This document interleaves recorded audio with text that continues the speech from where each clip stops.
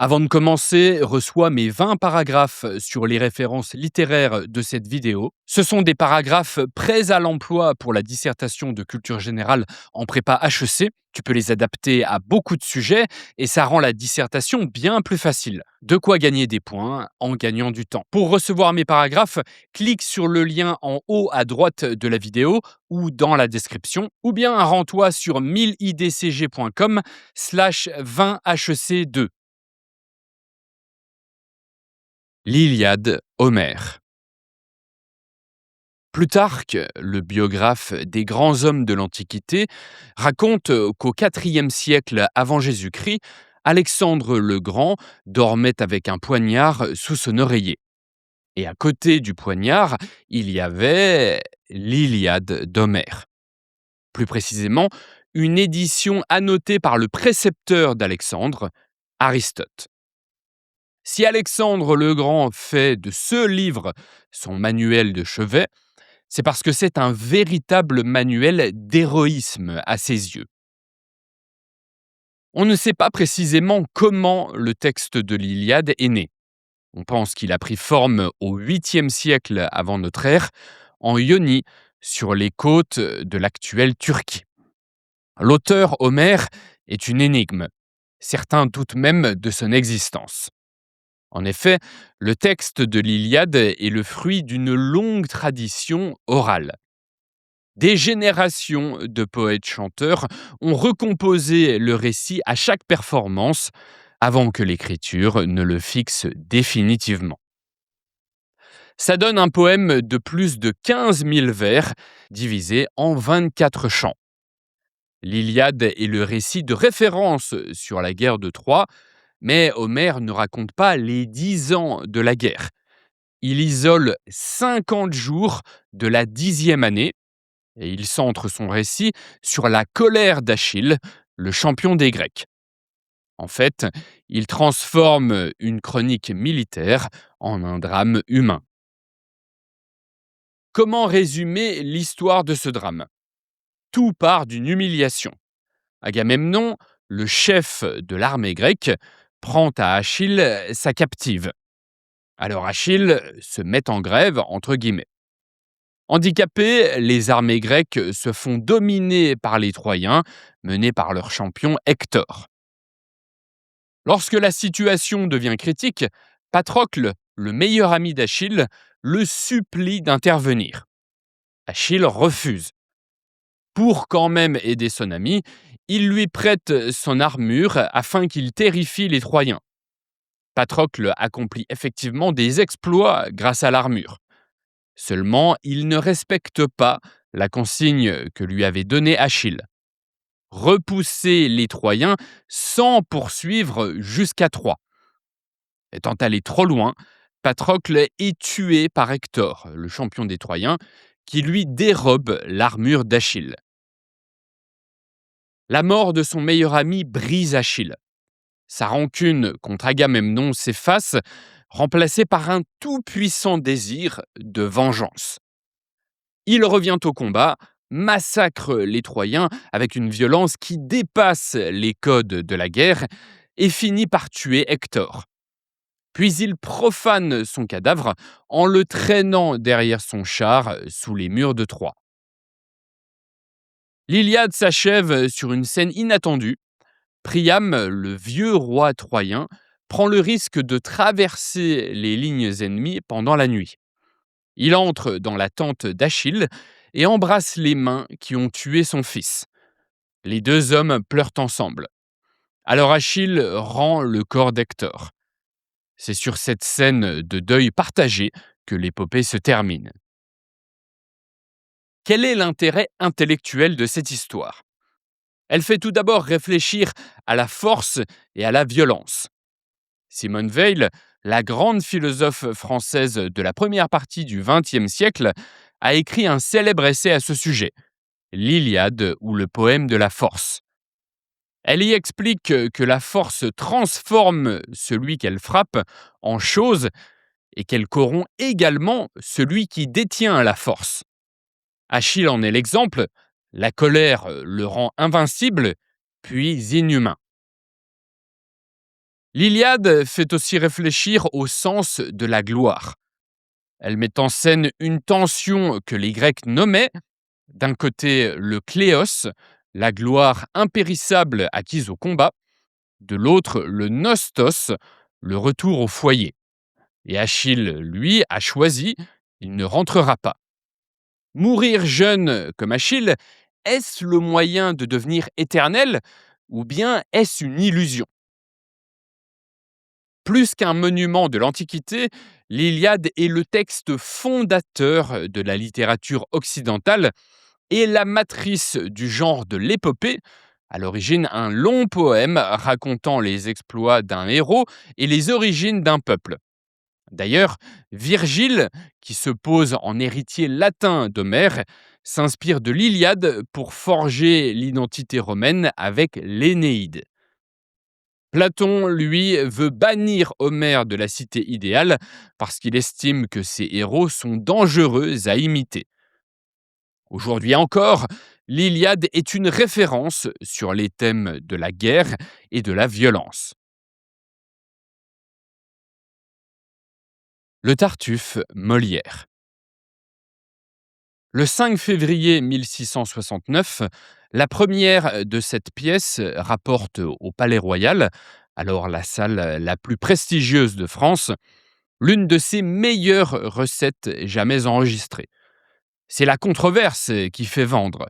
Le Tartuffe est en effet une version remaniée d'un texte interdit en 1664, victime de l'une des censures les plus célèbres du théâtre français. En France, Molière est synonyme de théâtre. Molière est un auteur, comédien et chef de troupe du XVIIe siècle nommé Jean-Baptiste Poquelin. Il est considéré de son vivant comme le plus grand auteur et acteur comique de son temps. Il a 47 ans quand le Tartuffe est représenté pour la première fois en 1669. Mais cela fait en réalité déjà 5 ans que Molière a écrit cette pièce. Les précédentes versions ont été interdites sous la pression des autorités religieuses. La pièce met en scène un faux dévot, c'est-à-dire un manipulateur qui se sert du respect qu'inspire la religion pour tromper les gens.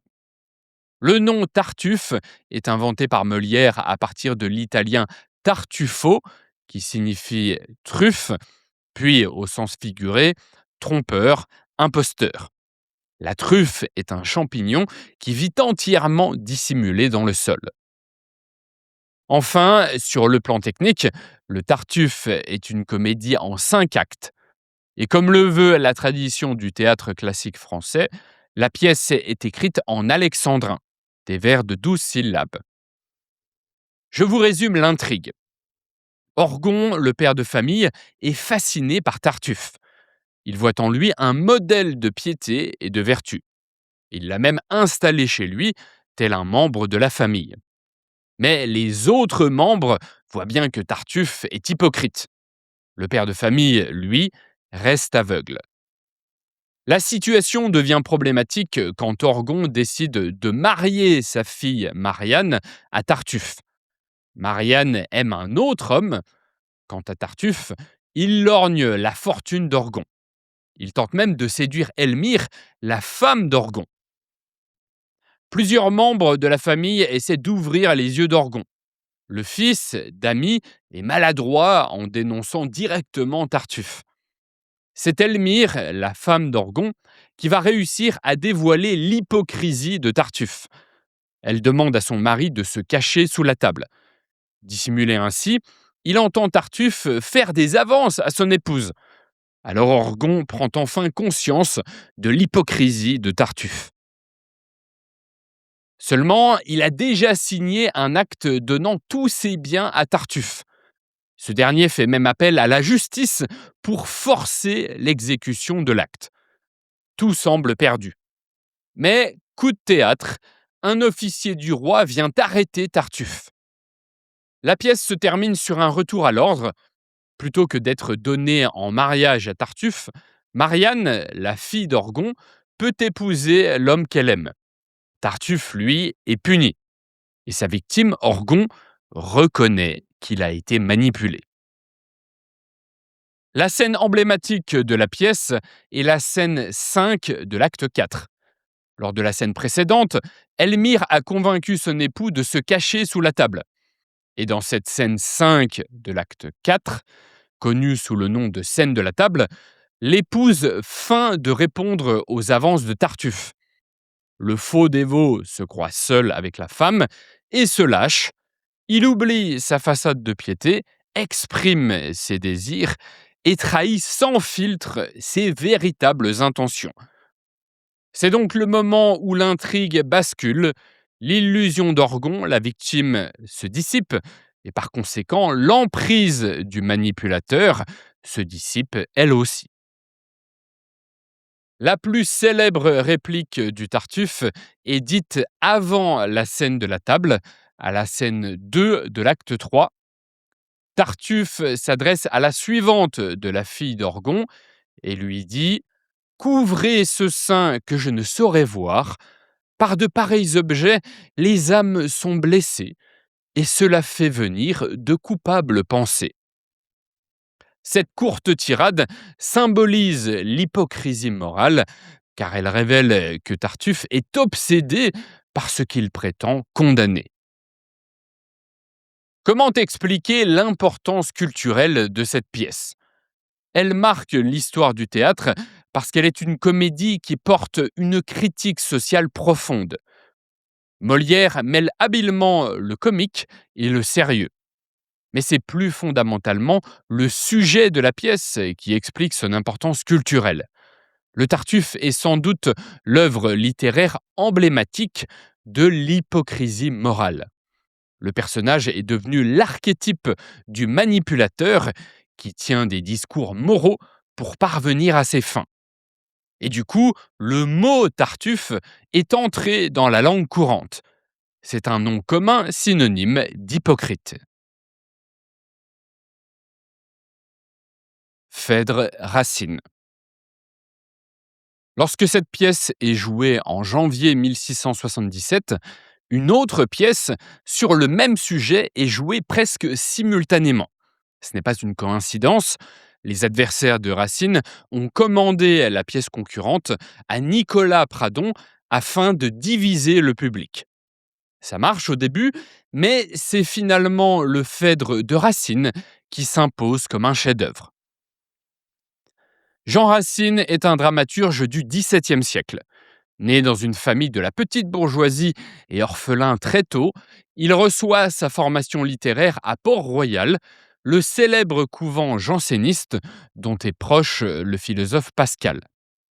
Racine excelle dans la tragédie en vers et devient ainsi un des plus grands dramaturges du règne de Louis XIV. Il a 37 ans quand Phèdre, une tragédie en 5 actes, est jouée pour la première fois. Cette pièce a pour modèle une pièce d'Euripide, un grand tragédien de l'Athènes classique au 5e siècle avant Jésus-Christ, ainsi que le Phèdre de Sénèque, le célèbre philosophe stoïcien du 1er siècle après Jésus-Christ. Je vous résume maintenant l'intrigue qui se situe à Trézène, une petite cité au sud-ouest d'Athènes. L'histoire commence avec une rumeur. Thésée, roi d'Athènes, serait mort.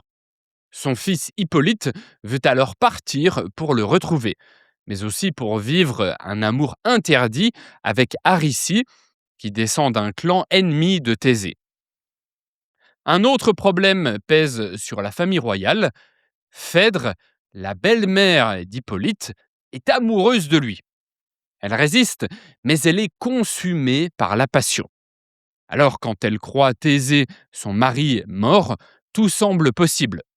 Poussée par Œnone, sa nourrice, elle avoue son amour. Mais son beau-fils la rejette. Et là, coup de théâtre, le roi Thésée revient, et bien sûr, il ignore tout de la situation. La nourrice Œnone, pour protéger Phèdre, accuse Hippolyte d'avoir voulu séduire sa belle-mère. Thésée, furieux, appelle les dieux à punir son fils. Quand Phèdre découvre l'amour interdit d'Hippolyte pour Aricie, la jalousie la submerge. mais elle est dévorée par le remords après qu'un monstre marin tue Hippolyte. Alors elle avoue la vérité à Thésée avant de se donner la mort. Comprenant finalement ce qu'il s'est passé, le roi d'Athènes en souffre affreusement. La scène emblématique est la déclaration d'amour de Phèdre, la belle-mère, à Hippolyte, le beau-fils. C'est la scène 5 de l'acte 2.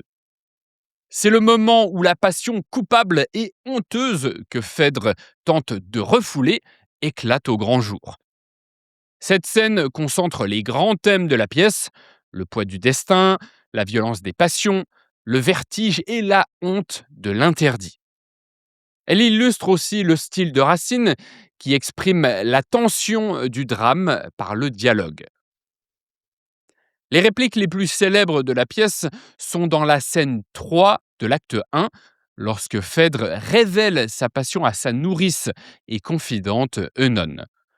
La belle-mère dit à propos de son beau-fils : « Je le vis, je rougis, je pâlis à sa vue. » Et le vers est resté célèbre pour son rythme.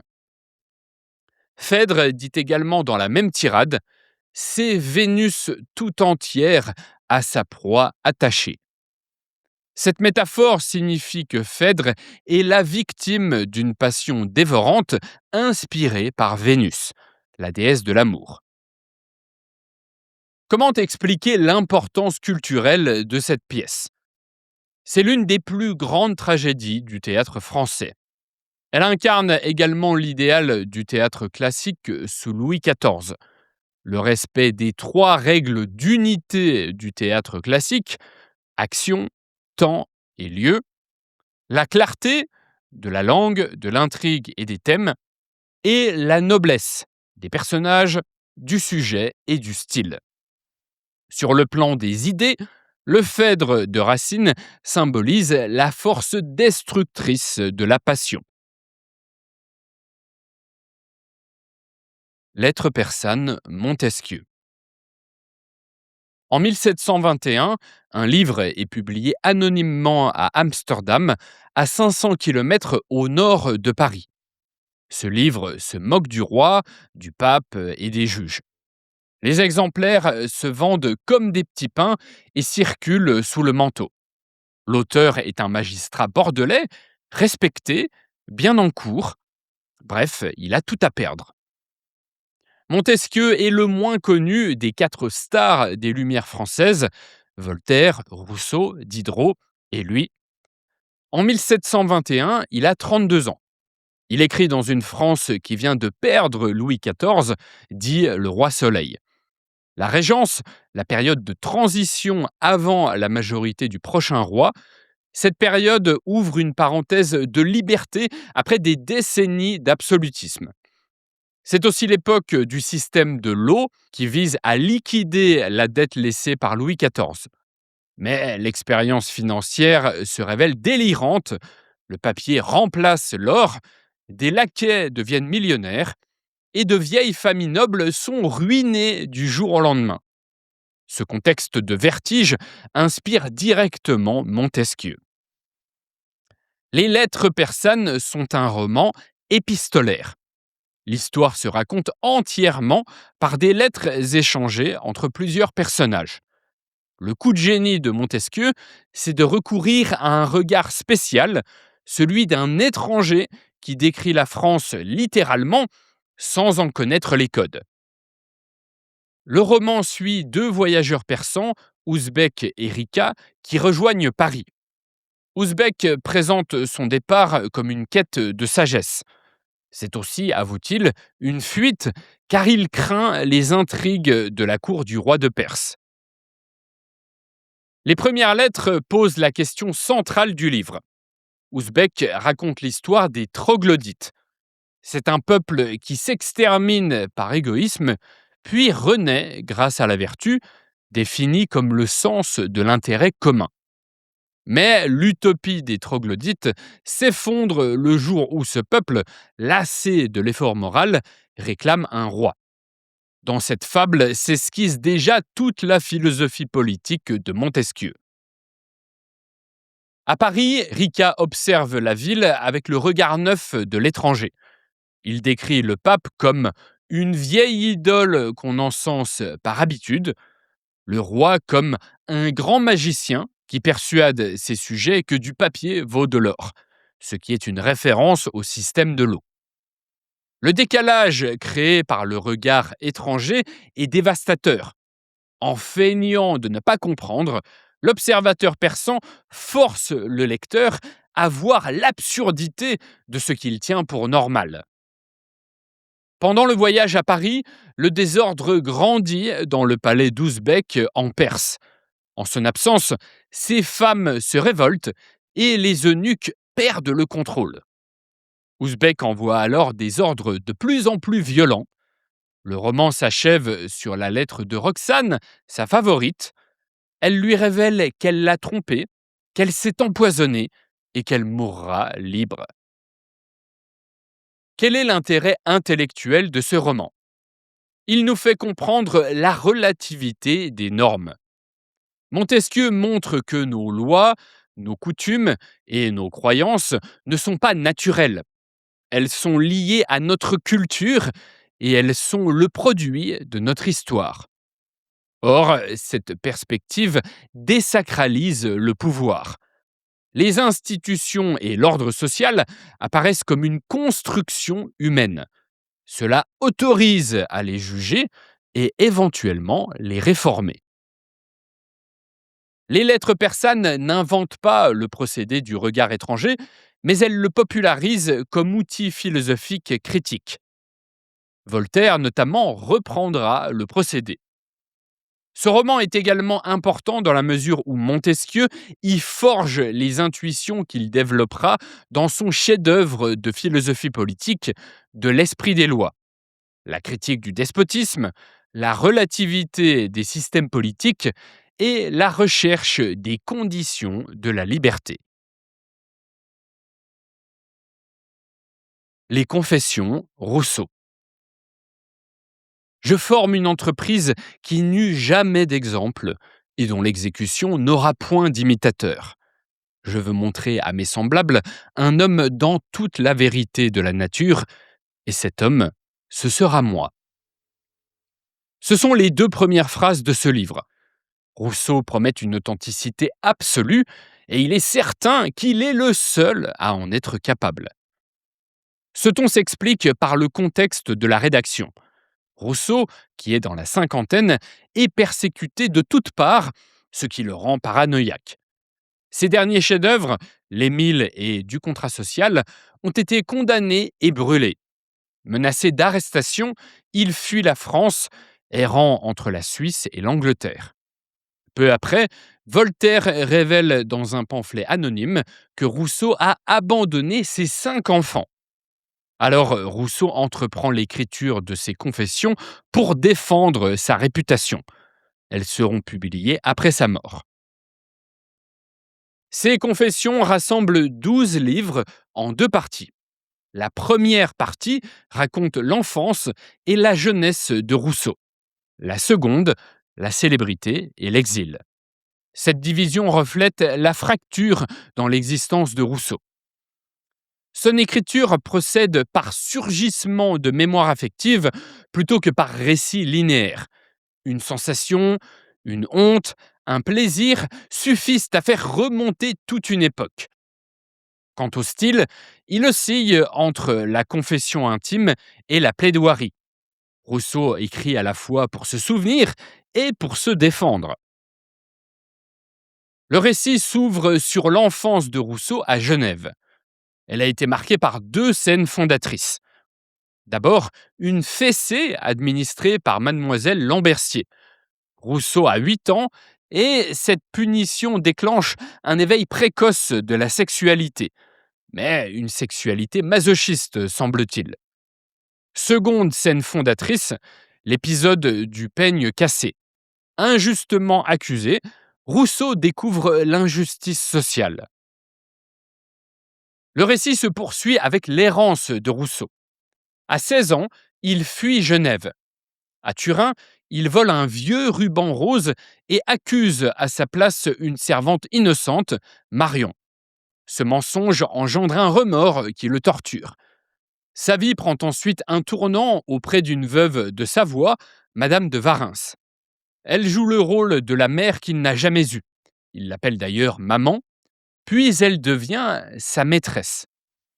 C'est l'âge d'or pour Rousseau, fusion avec la nature, éveil intellectuel, amour protecteur. Ensuite, il tente sa chance à Paris, où il intègre le cercle des penseurs des Lumières. Un jour, en se rendant à la prison de Vincennes pour voir Diderot, il a une révélation. C'est la société qui corrompt l'homme. Tout son système philosophique jaillit de cette intuition. Mais son succès intellectuel ne se passe pas bien.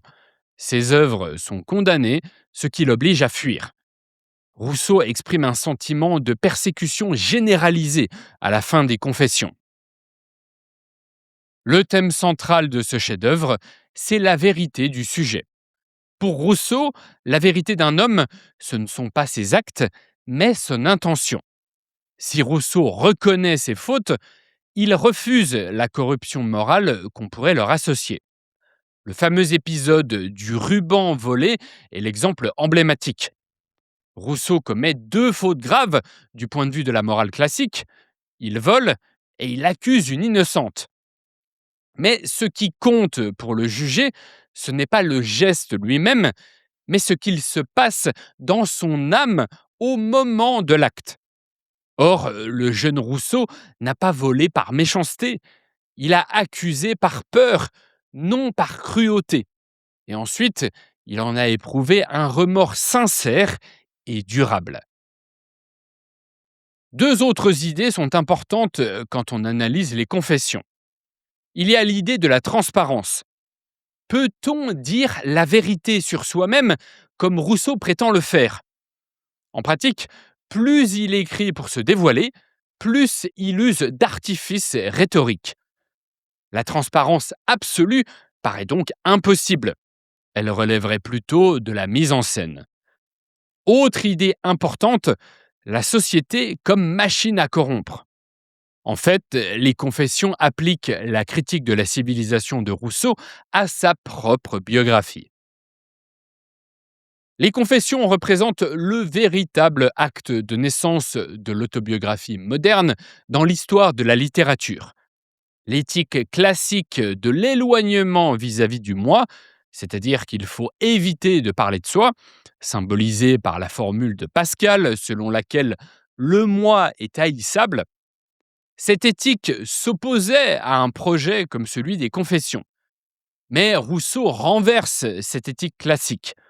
La subjectivité, avec ses failles et ses désirs, devient la source de toute vérité. Ce nouvel idéal inspirera le romantisme, la psychologie, dont notamment la psychanalyse, et l'évolution du genre romanesque.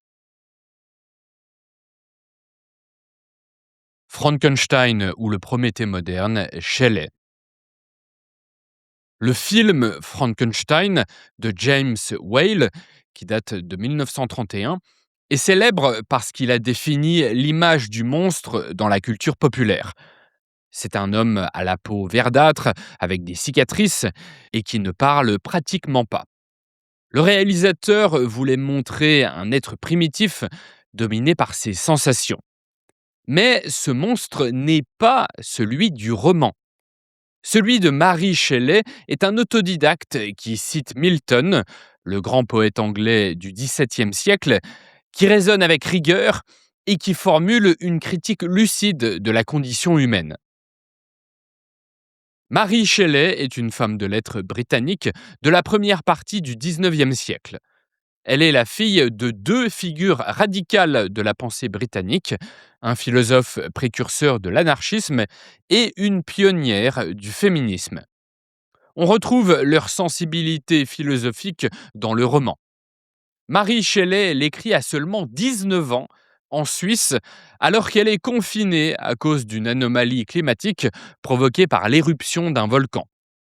Quant au climat intellectuel de l'Europe de l'époque, il est en transition des Lumières au romantisme. Sur le plan narratif, le roman enchâsse des récits. Un explorateur polaire recueille le témoignage d'un savant, lequel rapporte lui-même le discours de sa créature. Les récits se nuancent les uns les autres, ce qui empêche tout jugement simple. L'histoire commence sur la banquise.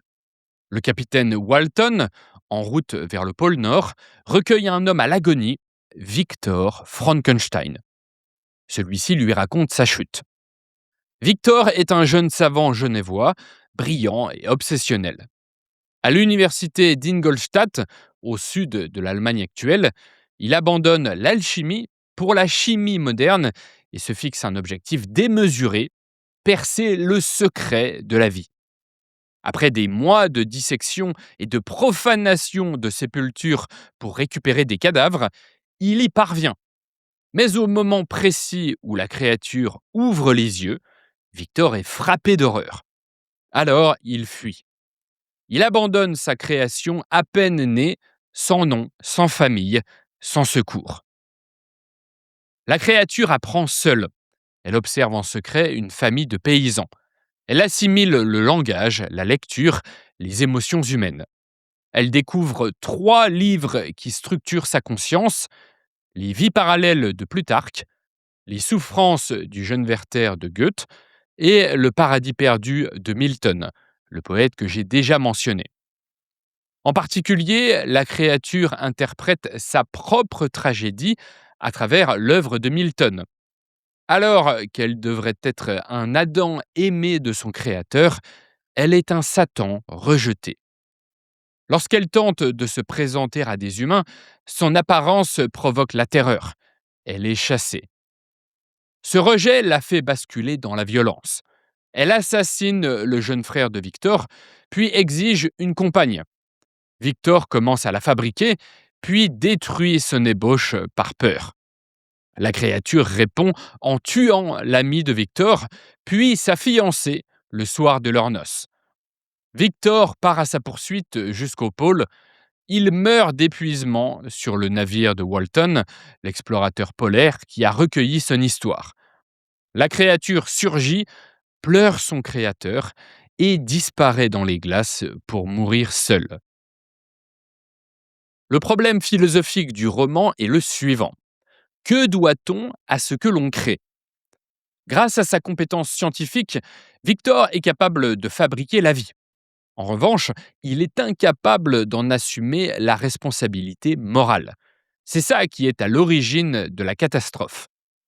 Le philosophe des sciences Bruno Latour estime que le mythe de Frankenstein résume une illusion moderne.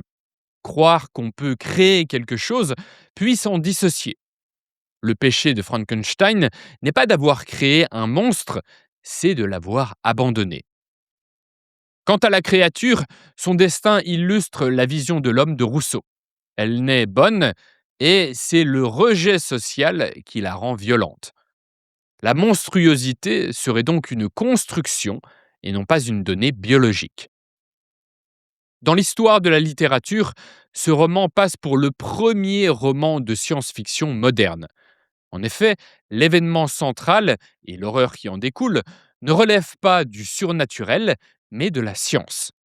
L'histoire explore les conséquences morales d'une invention et pose une question emblématique du genre de la science-fiction. Qu'advient-il quand la science dépasse les limites humaines ?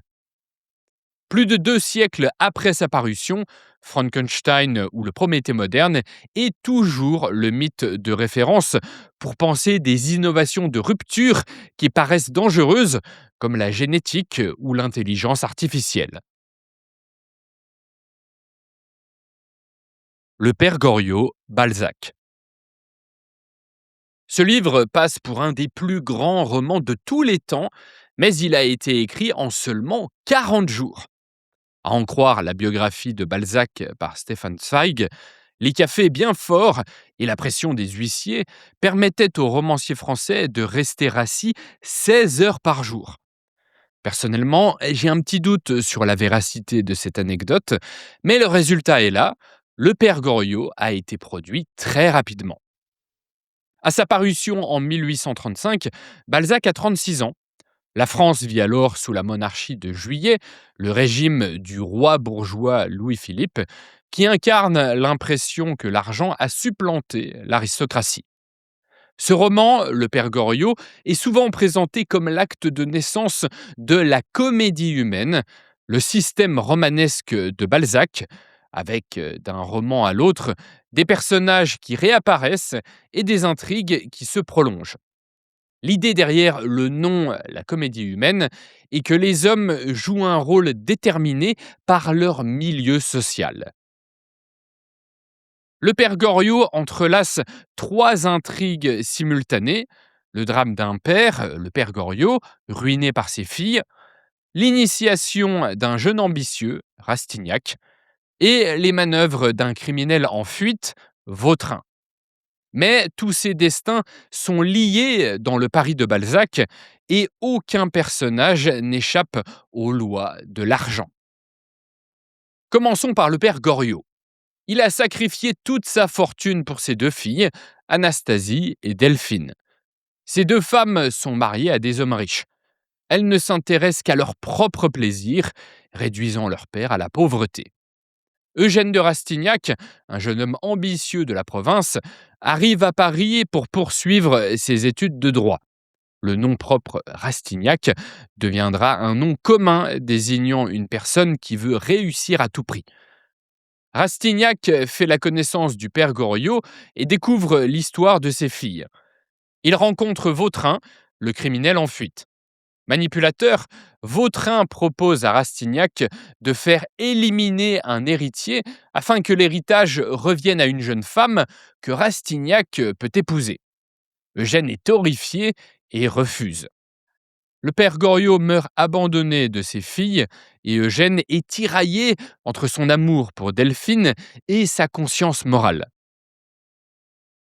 Balzac dépeint l'ambition et la corruption de la société française du début du XIXe siècle à travers le destin de Rastignac qui fait son apprentissage de la vie, de la société et des hommes. Le destin de Rastignac fait donc du père Goriot un roman d'apprentissage. Ce roman fait également apparaître Paris comme une ville livrée au plaisir, où les honnêtes gens se déchirent entre eux. Sur le plan des courants littéraires, ce roman s'inscrit dans le courant réaliste, dans la mesure où il peint la réalité dans ce qu'elle a de plus varié, mais aussi de plus sordide. Balzac dévoile l'immoralité de la société parisienne de son époque à travers des personnages complexes et crédibles. Abandonné par ses filles dans la vieillesse et la pauvreté, le père Goriot symbolise la cruauté dont sont capables les individus corrompus par l'émulation de la vie dans la capitale. Mais l'influence de ce roman dépasse la littérature. Balzac montre le rôle primordial de l'argent dans les rapports humains. Dis-moi ce que tu as, déclarait-il, je te dirai ce que tu penses. Balzac anticipe par la fiction la grande intuition des sciences sociales: les conditions d'existence influencent la conscience. C'est le milieu qui fait l'homme.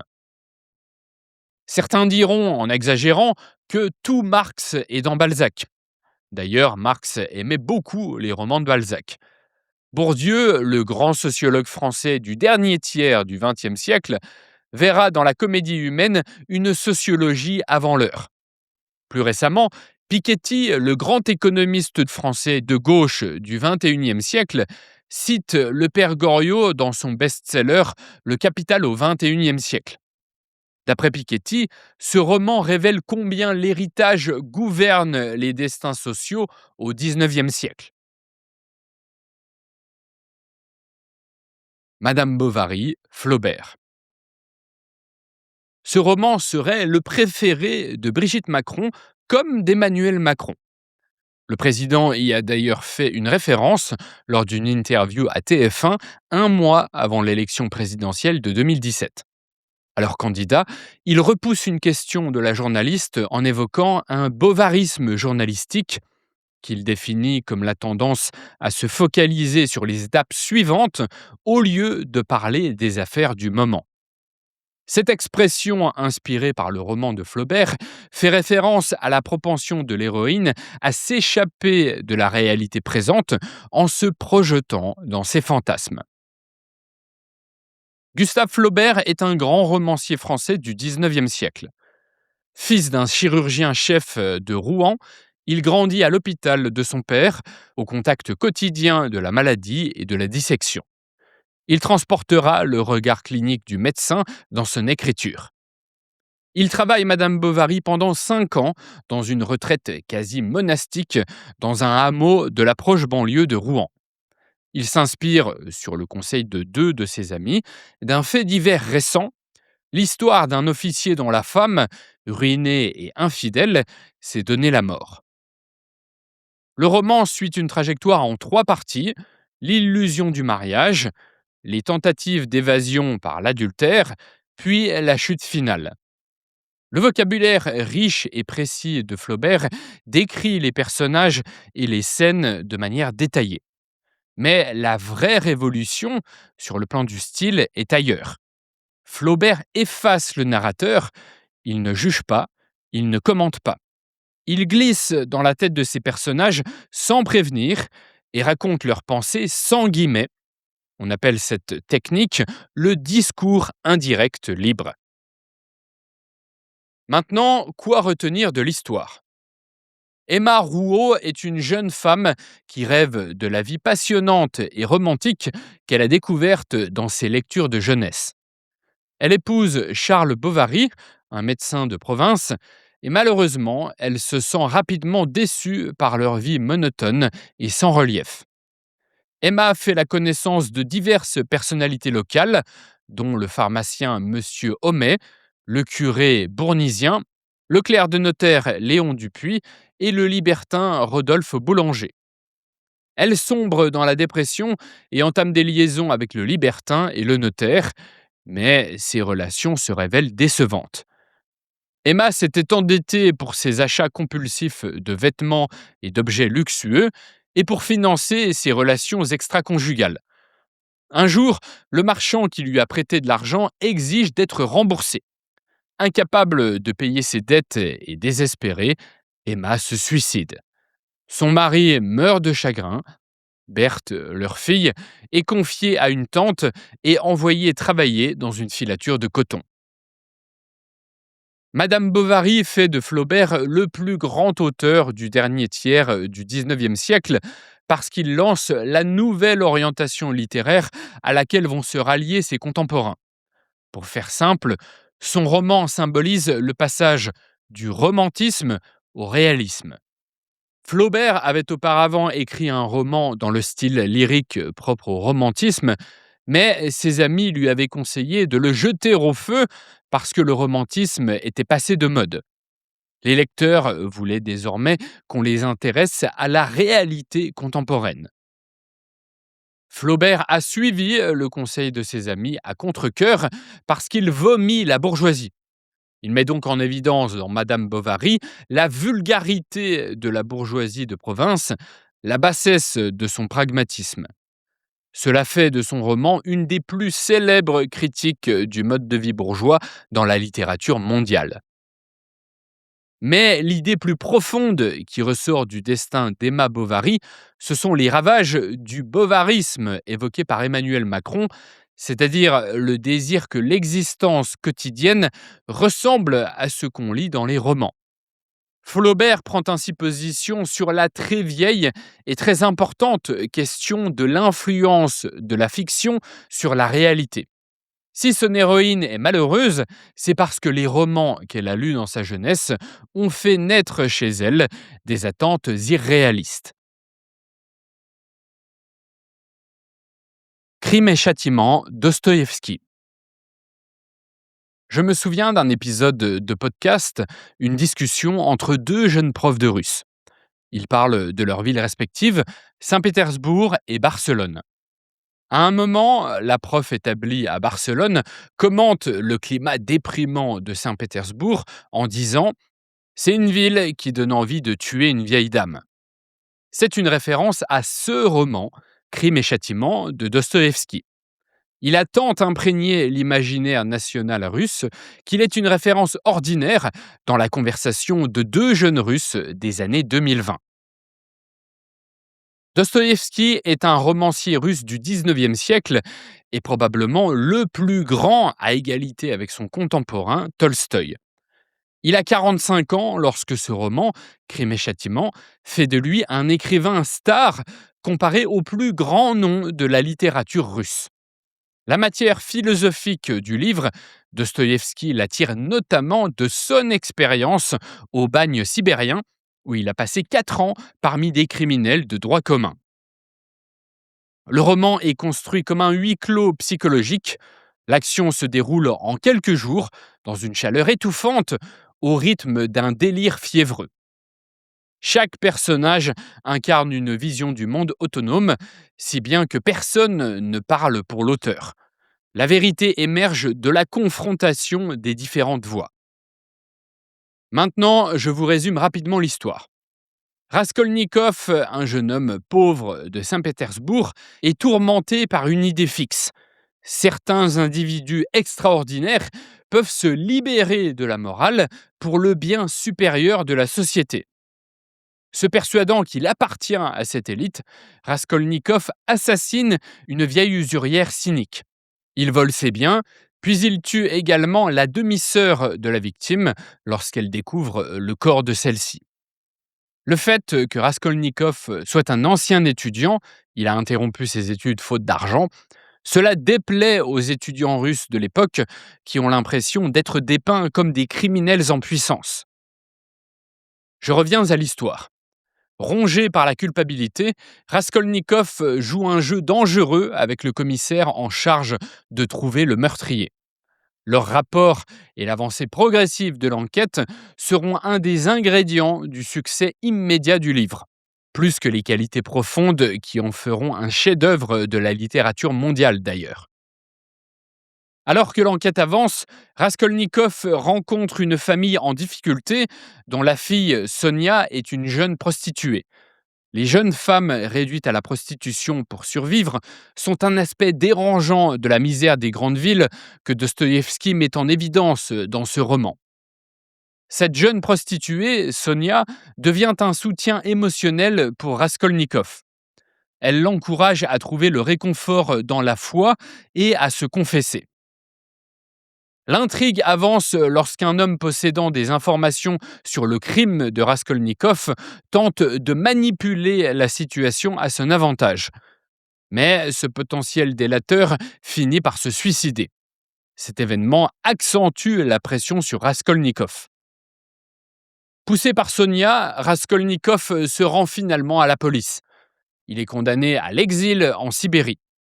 Sonia le suit et reste à ses côtés. La femme russe qui accompagne son homme au bagne est une image populaire souvent convoquée pour illustrer la légendaire fidélité des femmes russes. À la fin du roman, Raskolnikov trouve la rédemption grâce à l'amour et au soutien de Sonia. Le roman pose la question suivante. Peut-on justifier le meurtre par le raisonnement ? Mais la réponse de Dostoïevski est plus subtile qu'un simple non. Ce qu'il montre, c'est que la logique abstraite, coupée de toute expérience de l'autre, finit par autoriser n'importe quoi. L'autre grande idée qui émerge de l'intrigue, c'est que le châtiment précède la sanction judiciaire. Il naît dans la conscience, pas au tribunal. Crime et châtiment est important à plusieurs égards dans l'histoire de la littérature. Pour commencer, il popularise le genre du roman psychologique. Dostoïevski y explore avec une profondeur inégalée les méandres de l'esprit humain, plongeant dans les tourments intérieurs de Raskolnikov après son crime. Au lieu de se concentrer principalement sur l'action extérieure, Dostoïevski attire l'attention du lecteur sur les conflits émotionnels et la complexité des dilemmes moraux. Ensuite, ce roman popularise le thème de la critique du nihilisme, qu'on peut définir comme la doctrine d'après laquelle il n'existe aucune vérité morale. De manière évidente, l'acte de Raskolnikov et sa descente aux enfers psychologiques montrent que le nihilisme n'est bon ni pour la société, ni pour l'individu. Certains disent que ce roman est du Nietzsche avant l'heure, parce qu'il traite déjà de la révolution des mentalités que le philosophe ramassera dans la formule « Dieu est mort ». Enfin, dernière dimension essentielle de l'importance de Crime et Châtiment, il symbolise un peu l'âme russe. À travers ce roman, les Occidentaux perçoivent la Russie comme une nation introspective, tourmentée et profondément philosophique. Germinal, Zola. Nous sommes en 1902, lors des obsèques de Zola. Une délégation de mineurs suit le cercueil en scandant un seul mot: Germinal, Germinal. Cette scène témoigne de la grande influence politique de ce roman. En donnant à voir les conditions de travail épouvantables des mineurs, il a montré qu'une réforme sociale était nécessaire. Émile Zola est un grand romancier français du XIXe siècle. Il a 45 ans quand paraît Germinal. Le mot germinal est l'adjectif correspondant au nom commun germination, qui désigne le développement d'une nouvelle plante à partir d'une semence. L'idée du titre, c'est donc que le sort épouvantable des prolétaires est la semence de la révolution à venir. On retrouve également cette idée dans le fait que Germinal est un mois du calendrier révolutionnaire français, correspondant au début du printemps et donc à la renaissance de la nature. Et par là, le titre du roman est aussi une référence à la Révolution française, la plus célèbre des révoltes. Ce roman est le 13e volume des Rougon-Macquart, le grand cycle romanesque dans lequel Zola raconte l'histoire d'une famille fictive sur plusieurs générations. Je passe au résumé de l'histoire. Le jeune Étienne Lantier est le fils de Gervaise Macquart, le personnage principal d'un autre best-seller naturaliste de Zola, L'Assommoir, qui dépeint les ravages de la misère et de l'alcoolisme chez les ouvriers. Zola avait relié entre eux beaucoup de personnages de son grand cycle romanesque, les Rougon-Macquart. Nous savons donc déjà que le jeune Étienne Lantier a eu une enfance compliquée entre le départ de son père, les difficultés financières de sa mère et l'alcoolisme de son beau-père. Au début de Germinal, Étienne cherche un nouvel emploi. Il s'est fait virer du précédent dans les chemins de fer du nord de la France parce qu'il a donné une gifle à son employeur. Il se fait embaucher dans les mines de Montsou, une ville imaginaire du nord de la France, où les conditions de travail sont horribles. Étienne habite chez une famille de mineurs, les Maheu. Il tombe amoureux de leur fille aînée, Catherine. Mais celle-ci se refuse à quitter l'ouvrier brutal qu'elle fréquente. Le penchant pour la révolte d'Étienne se réveille lorsque l'entreprise qui l'emploie veut leur imposer une baisse de salaire. Étienne pousse les mineurs à la grève et leur transmet son désir de justice sociale. Mais la confrontation avec l'entreprise est très dure. Les dirigeants refusent la négociation et les ouvriers résistent pendant plusieurs semaines. Le mouvement continue même après que les soldats ont rétabli l'ordre. Les ouvriers en viennent à défier les soldats. Ceux-ci tirent alors sur les manifestants, tuant notamment Maheu qui héberge Étienne. Certains d'entre eux ayant perdu la vie dans le mouvement, les mineurs se résignent à reprendre le travail. Alors survient un événement qui fait prendre un tournant au destin d'Étienne. Un anarchiste sabote le puits, condamnant de nombreux mineurs à mourir dans l'effondrement et l'inondation des galeries. Bloqué avec Catherine, la femme dont il est amoureux, et Chaval, l'amant violent de Catherine, Étienne est le seul à sortir vivant. Il repart à Paris pour défendre la cause ouvrière. Si les mineurs de Montsou sont retournés au travail, ils sont désormais animés par une conscience politique. Pour faire simple, Germinal est le roman de la lutte des classes, celui qui symbolise l'arrivée du marxisme en France. Zola dénonce les conditions de travail épouvantables des mineurs dans le nord de la France et il montre que cette misère ne peut qu'accoucher de la révolte. En termes de courant littéraire, Germinal est un roman phare du naturalisme. C'est la doctrine esthétique qui proscrit toute idéalisation de la réalité. Il faut au contraire faire ressortir la nature au sens des faits typiques de l'expérience humaine. Et ces faits typiques doivent montrer que l'homme obéit aux lois de la nature, celles de son corps notamment, et qu'il est le produit de son milieu.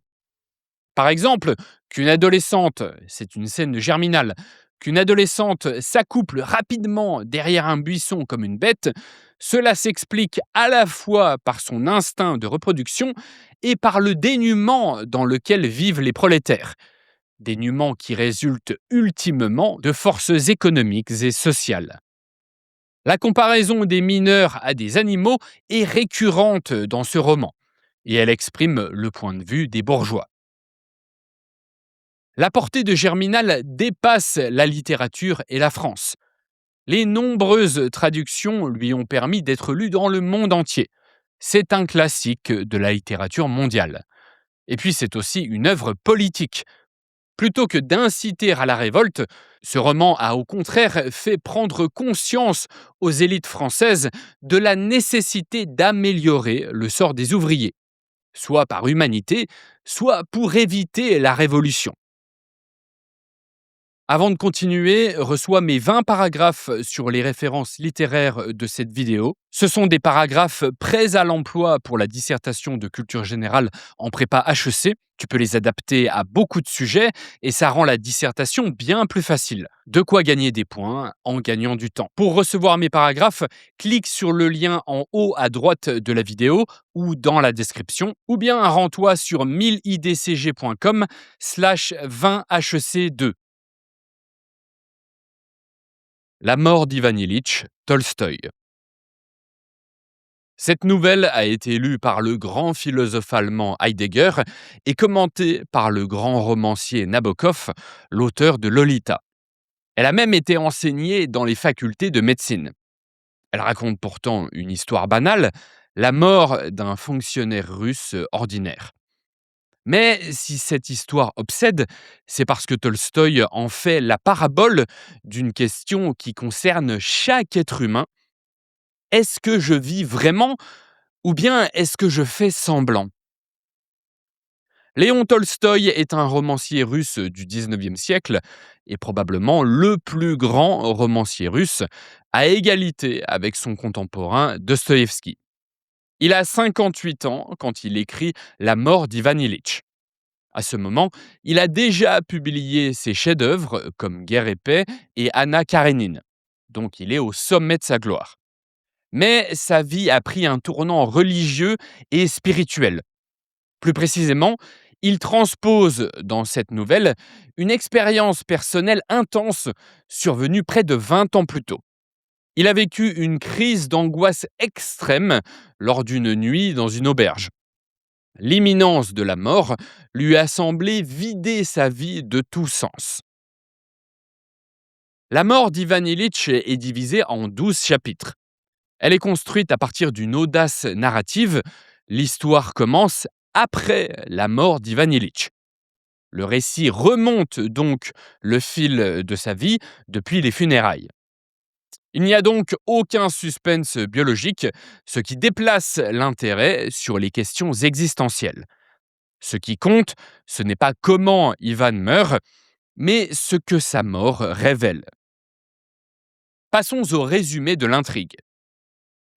Ivan Ilitch est juge à Saint-Pétersbourg, à l'extrême nord-ouest de la Russie. Ivan a construit sa vie selon un principe simple, faire ce qu'il faut, comme il faut, sans se poser de questions. Il a donc fait un bon mariage, il a mené une belle carrière, son appartement est bien décoré. Mais un jour, en accrochant un rideau, il chute de l'escabeau et se cogne contre la poignée de la fenêtre. La douleur s'installe, les médecins tergiversent, mais Ivan comprend progressivement qu'il va mourir. Personne n'affronte cette réalité autour de lui. Sa femme calcule ce qu'elle touchera après sa mort et réfléchit à la possibilité d'obtenir davantage. Les collègues d'Ivan Ilitch pensent aux promotions. Ses médecins jouent un rôle. Seul Gerasim, un jeune paysan chargé de le soigner, lui accorde une présence sincère. On retrouve là le rousseauisme de Tolstoï, la conviction que l'homme proche de la nature est plus humain et plus authentique. Dans les derniers chapitres de la nouvelle, Ivan traverse une agonie intérieure. Il réexamine sa vie et il arrive à la question existentielle dont la nouvelle est la parabole. A-t-il vécu comme il aurait dû? La réponse terrifie Ivan Ilitch. Mais 3 jours avant de mourir, quelque chose se dénoue dans sa conscience. La peur disparaît, remplacée par une lumière. Tolstoï ne l'explique pas. Ivan meurt apaisé. Mais son angoisse existentielle, même calmée, rejaillit sur le lecteur. Tolstoï le pousse à se poser la même question qu'Ivan Ilitch. Et il risque d'arriver à la même réponse que lui. Il a une vie correcte, mais inauthentique. Ivan Ilitch a vécu en fonction des attentes de son milieu, sans jamais se demander si ces attentes valaient quelque chose. Il n'a compris qu'à la fin que sa vie n'avait pas été véritablement la sienne. C'est une forme de mensonge à soi-même. Tolstoï appelle cela la chose la plus terrible. Les philosophes existentialistes approfondiront cette idée. Je l'ai dit au tout début, Heidegger cite cette nouvelle dans son chef-d'œuvre Être et temps. De son point de vue, elle illustre la thèse selon laquelle seule la confrontation réelle à la mort peut arracher l'homme à une existence superficielle et lui révéler la vérité de son être. Quant aux facultés de médecine, si elles font étudier cette nouvelle aux étudiants, c'est parce qu'elle est considérée comme l'un des récits les plus puissants jamais écrits sur l'expérience subjective de la maladie et de la mort. À la recherche du temps perdu, Proust. Marcel Proust écrit dès l'adolescence et n'embrasse aucune carrière après ses études. Depuis sa jeunesse, il fréquente des salons aristocratiques où il rencontre artistes et écrivains, ce qui lui vaut une réputation de dilettante mondain. C'est en partie à cause de cette réputation que Gallimard refuse le premier tome du roman, qui sera le plus grand de la littérature française au XXe siècle, À la recherche du temps perdu. Grasset, elle, accepte de publier le premier tome, mais à compte d'auteur, c'est-à-dire que Proust paye tous les frais de sa poche. Gaston Gallimard, le patron de la maison d'édition, se rend ensuite compte qu'il a loupé un bon coup. Donc c'est lui qui publie le deuxième tome. Il y aura en tout 7 tomes. Premier tome du côté de chez Swann, deuxième À l'ombre des jeunes filles en fleurs, troisième Le côté de Guermantes, quatrième Sodome et Gomorrhe, cinquième La prisonnière, sixième Albertine disparue et septième Le temps retrouvé. Les 3 derniers tomes ont été publiés après la mort de Proust par son frère, mais Proust lui-même les aurait certainement repris. Proust a 42 ans à la publication du premier tome. S'est retiré en partie de la vie mondaine après la mort de sa mère, isolé chez lui, qu'il a composé son chef-d'œuvre. Le deuil et son asthme sévère lui imposent un rythme de vie propice à l'analyse minutieuse du passé. Cela se retrouve dans le style de Proust. Il écrit des phrases longues et sinueuses qui suivent le mouvement de la pensée et explorent avec précision les sensations, les souvenirs et les nuances psychologiques. Proust cherche à saisir le fonctionnement intérieur de la conscience et de la mémoire bien plus qu'à raconter des actions. Quoi retenir de l'histoire d'À la recherche du temps perdu maintenant? Honnêtement, c'est pas passionnant. L'histoire de la recherche mêle la biographie du narrateur à la mise en scène de la société mondaine des dernières années du XIXe siècle. Le narrateur est, comme Proust, un jeune bourgeois hypersensible dont l'ambition est d'être écrivain. Seulement, il perd son temps en mondanité, parmi l'aristocratie ou dans les lieux de villégiature à la mode. Il découvre, en grandissant, la dynamique des relations sociales, et en particulier celle de l'amour. Coupé du monde par la maladie et la guerre, il prend conscience de la vanité de sa vie mondaine et se convainc de son aptitude à enfin devenir écrivain. L'épisode le plus célèbre de la série de romans est celui dit de la Madeleine de Proust. Dans le premier tome, du côté de chez Swann, le narrateur décrit comment la réminiscence d'un rituel de son enfance a été déclenchée en trempant le petit gâteau dans du thé. Madeleine de Proust est devenue une expression courante. Elle désigne un petit événement qui fait ressurgir d'heureux souvenirs d'enfance. De manière plus générale, le roman est une réflexion psychologique sur la littérature, la mémoire et le temps. L'histoire montre qu'on connaît les autres à travers la sélection arbitraire par notre esprit de certains traits. Ainsi, dans la passion amoureuse, on n'aime pas l'être réel, mais une construction de notre esprit. Mais on peut retrouver la vérité. Peut-on la retrouver par l'intelligence et la volonté? Proust répond nettement non. Mais on peut retrouver la vérité par la mémoire involontaire et la sensation. Le titre « À la recherche du temps perdu » résume l'idée majeure, à savoir qu'on peut découvrir le sens profond de son existence en explorant ses souvenirs. Ainsi, Proust ne parle pas seulement de mémoire ou d'amour, il propose une théorie de la connaissance. Dans l'histoire de la littérature, Proust s'inscrit dans la lignée des grands romanciers de l'intériorité comme Stendhal et Flaubert. Mais il va plus loin qu'eux, il fait de la conscience elle-même le véritable sujet du roman. La recherche marque donc un tournant sur le plan des thèmes. Elle symbolise l'égotisme des romanciers, c'est-à-dire leur propension à s'étudier eux-mêmes et à parler d'eux-mêmes. À la publication du premier tome en 1913, Proust passe pour un novateur. Les premières critiques le comparent à Montaigne. On peut dire que le destin de la littérature du XXe siècle est tout entier contenu dans une phrase du dernier tome, intitulée Le temps retrouvé. Je cite: Je compris que tous ces matériaux de l'œuvre littéraire, c'était ma vie passée. Après le premier quart du XXe siècle, les romanciers modernes répètent inlassablement le modèle de la recherche. Ainsi, Proust est devenu un des noms les plus prestigieux de la littérature tout court, en parlant de sa vie personnelle et en disséquant ses états d'âme sur des milliers de pages. Désormais, l'écrivain ne prétend pas accéder à l'universel, être la voix de la vérité. Il respecte scrupuleusement la sensation. Comme Proust, il préfère décrire les choses telles que les perçoit la conscience du narrateur. Le procès Kafka. Fin 2020, les autorités françaises confinent le pays pour une deuxième fois. Elles décident quelles activités suspendre. Les examens du permis de conduire sont maintenus. Les inspecteurs sont au boulot, prêts à évaluer les candidats. Oui, mais dans le même temps, les autorités ont fermé les auto-écoles. Résultat, les candidats ne peuvent pas se préparer à l'examen qui est maintenu. C'est ce qu'on appelle une situation kafkaïenne.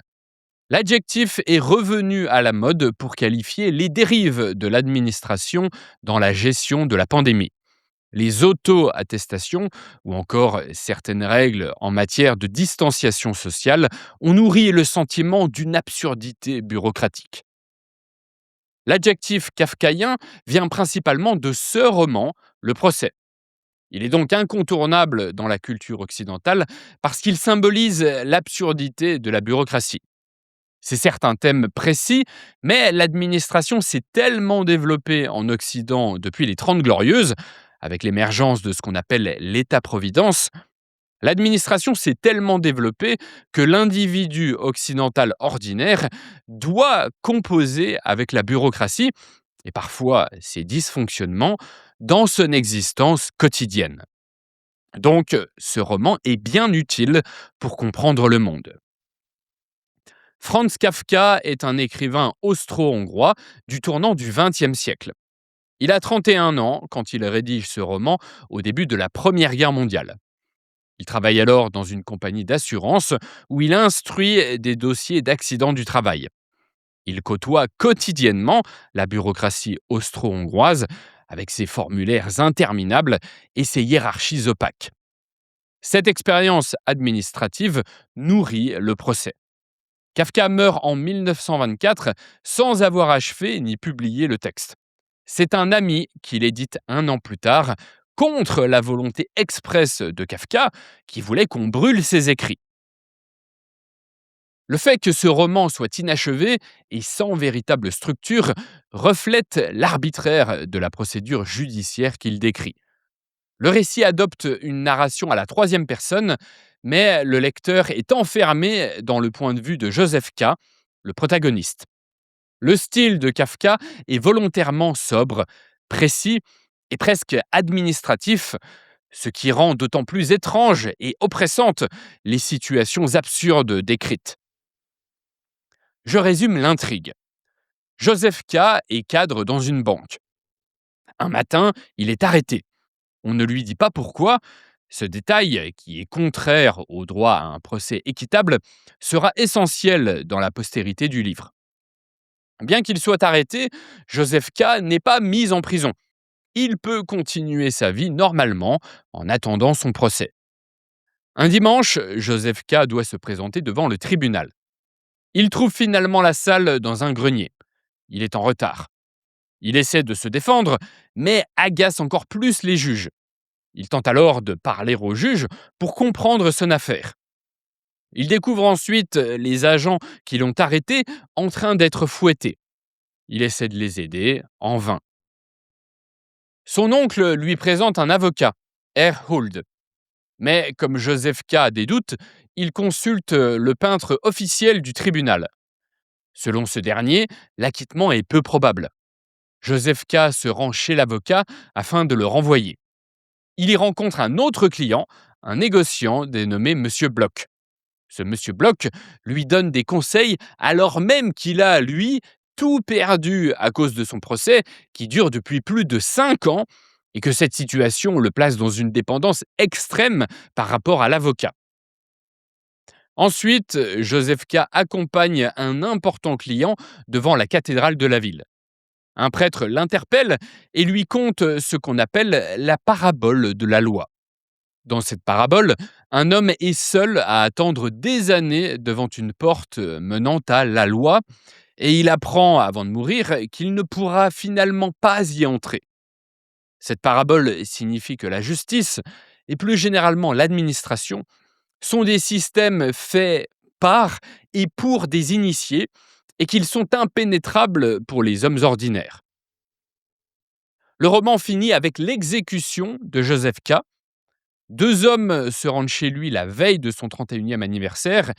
Ils l'exécutent sommairement avec un couteau de boucher, comme un chien, commande Joseph K. avant d'expirer. Le procès est un chef-d'œuvre qui a laissé une empreinte indélébile sur la littérature et la culture occidentale. Première dimension essentielle de l'influence de ce roman, il contribue au renouvellement du genre. Kafka brise les conventions narratives en optant pour une histoire sans résolution claire et en laissant de nombreuses questions sans réponse. Cela inspirera les auteurs ultérieurs à expérimenter avec le roman. Ensuite, la deuxième dimension essentielle de l'influence du procès tient à la lecture politique qu'on peut en faire. Il connaît une véritable vogue au début des Trente Glorieuses parce que le grand public y voit une dénonciation des bureaucraties totalitaires, policières en particulier, de l'Allemagne nazie et de l'URSS.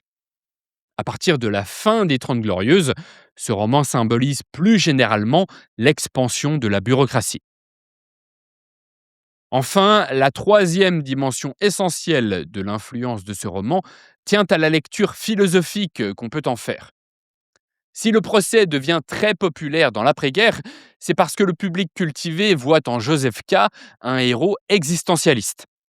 Ainsi, l'idée du procès qu'on ne peut pas gagner ne représenterait pas simplement l'absurdité du système judiciaire, de l'administration moderne, ou même de toute structure sociale, mais plus fondamentalement l'absurdité de la condition humaine.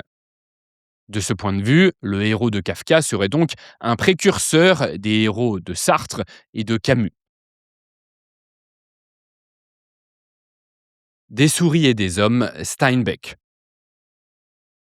Ce roman, pourtant classique, passe pour un des plus censurés dans les écoles et bibliothèques américaines. Une des raisons, c'est qu'il en émanerait un pessimisme jugé anti-américain ou inadapté à un jeune public. Une autre manière de le dire, c'est que ce roman remet en cause le mythe du rêve américain. Et cela dérange profondément la morale sociale et le récit national américain. John Steinbeck est un romancier états-unien du XXe siècle dont la plupart des histoires se déroulent en Californie. Il a 35 ans à la publication de ce roman. Les États-Unis sont alors en pleine Grande Dépression. Steinbeck a lui-même travaillé comme ouvrier agricole dans les ranchs en Californie dans les années 1920 et il y a côtoyé des travailleurs migrants. Donc, il connaît intimement le monde qu'il dépeint dans Des souris et des hommes. L'histoire est concentrée sur quelques jours et quelques lieux principaux, ce qui fait penser à une pièce de théâtre. Le style de Steinbeck est inspiré par l'école de pensée psychologique qui domine dans les années 1920, le behaviorisme, comportementalisme en français. Le paradigme de cette école est que le comportement, animal et humain, s'explique surtout par le conditionnement. Et en termes de méthode, le behaviorisme mise sur l'étude du comportement, c'est-à-dire une action manifeste, directement observable, qui se distingue des phénomènes psychiques internes. C'est ce que fait Steinbeck. Il décrit les paroles, les gestes, les comportements visibles sans jamais entrer dans la psychologie intérieure des personnages. Pas de narrateur omniscient, pas d'explication morale. Le lecteur assiste à la scène comme un spectateur. Cela crée une impression de fatalité. Je résume maintenant l'histoire. George et Lenny sont deux ouvriers agricoles qui errent sur les routes de Californie à la recherche de travail. George est petit, vif, lucide. Lenny est un géant simple d'esprit, doté d'une force terrible qu'il ne contrôle pas. Le fait qu'ils voyagent ensemble est une anomalie dans ce monde de la Grande Dépression où chacun est seul. Leur lien suscite donc la méfiance. Une chose renforce ce lien, ils partagent le même rêve de posséder une petite ferme, de vivre de leurs terres et d'élever des lapins. Ce rêve, le petit George le répète au géant Lenny comme une litanie apaisante. Les deux compères arrivent dans un ranch où ils sont embauchés comme saisonniers. Là, ils rencontrent d'autres figures misérables et solitaires. Le ranch est un microcosme hostile. Les événements s'emballent lorsque la femme du fils du patron laisse Lenny toucher ses cheveux. Il s'excite et la femme se met à crier. Paniqué, le maladroit géant la secoue et lui brise involontairement la nuque. Il s'enfuit. Alors les hommes du ranch organisent une chasse à l'homme. Pour épargner à son ami un lynchage cruel, George le retrouve. Pour l'apaiser, il lui rappelle une dernière fois leur rêve de la ferme et des lapins. Puis il lui tire une balle dans la tête. C'est un meurtre par amitié. Plusieurs intérêts intellectuels se dégagent de ce roman. Il y a déjà la remise en cause du rêve américain, ce qui est lié à la question du désir. À travers le rêve de la ferme, Steinbeck montre que l'espoir est une illusion motrice qui permet de survivre mentalement, de tenir le coup dans des conditions difficiles. Mais matériellement, l'espoir est condamné à l'échec. Les victimes de la crise économique qui se tuent au travail n'améliorent pas leurs conditions. Autre intérêt intellectuel majeur de ce roman, le dilemme éthique de l'amitié. C'est pour protéger son ami que George le tue. Ce meurtre final illustre la tension entre la loi morale classique et le devoir de compassion. Enfin, Steinbeck explore également l'idée de la solitude comme condition sociale. Chaque personnage cherche un lien, une reconnaissance, une communauté qui n'advient jamais. En termes de courant littéraire, ce roman s'inscrit dans le naturalisme américain, c'est-à-dire la tradition américaine de la doctrine esthétique qui proscrit toute idéalisation de la réalité. Il faut au contraire faire ressortir la nature au sens des faits typiques de l'expérience humaine. Et ces faits typiques doivent montrer que l'homme obéit aux lois de la nature, celles de son corps notamment, et qu'il est le produit de son milieu. Steinbeck montre en effet des corps pris dans un déterminisme biologique et social sans issue. Ce roman a fasciné les existentialistes français de l'après-Seconde Guerre mondiale, au premier rang desquels Sartre et Camus. Ils admirent son refus de la psychologie intérieure, ainsi que sa capacité à révéler l'homme par ses actes seuls. La définition de l'homme par ses actes, c'est le credo de l'existentialisme.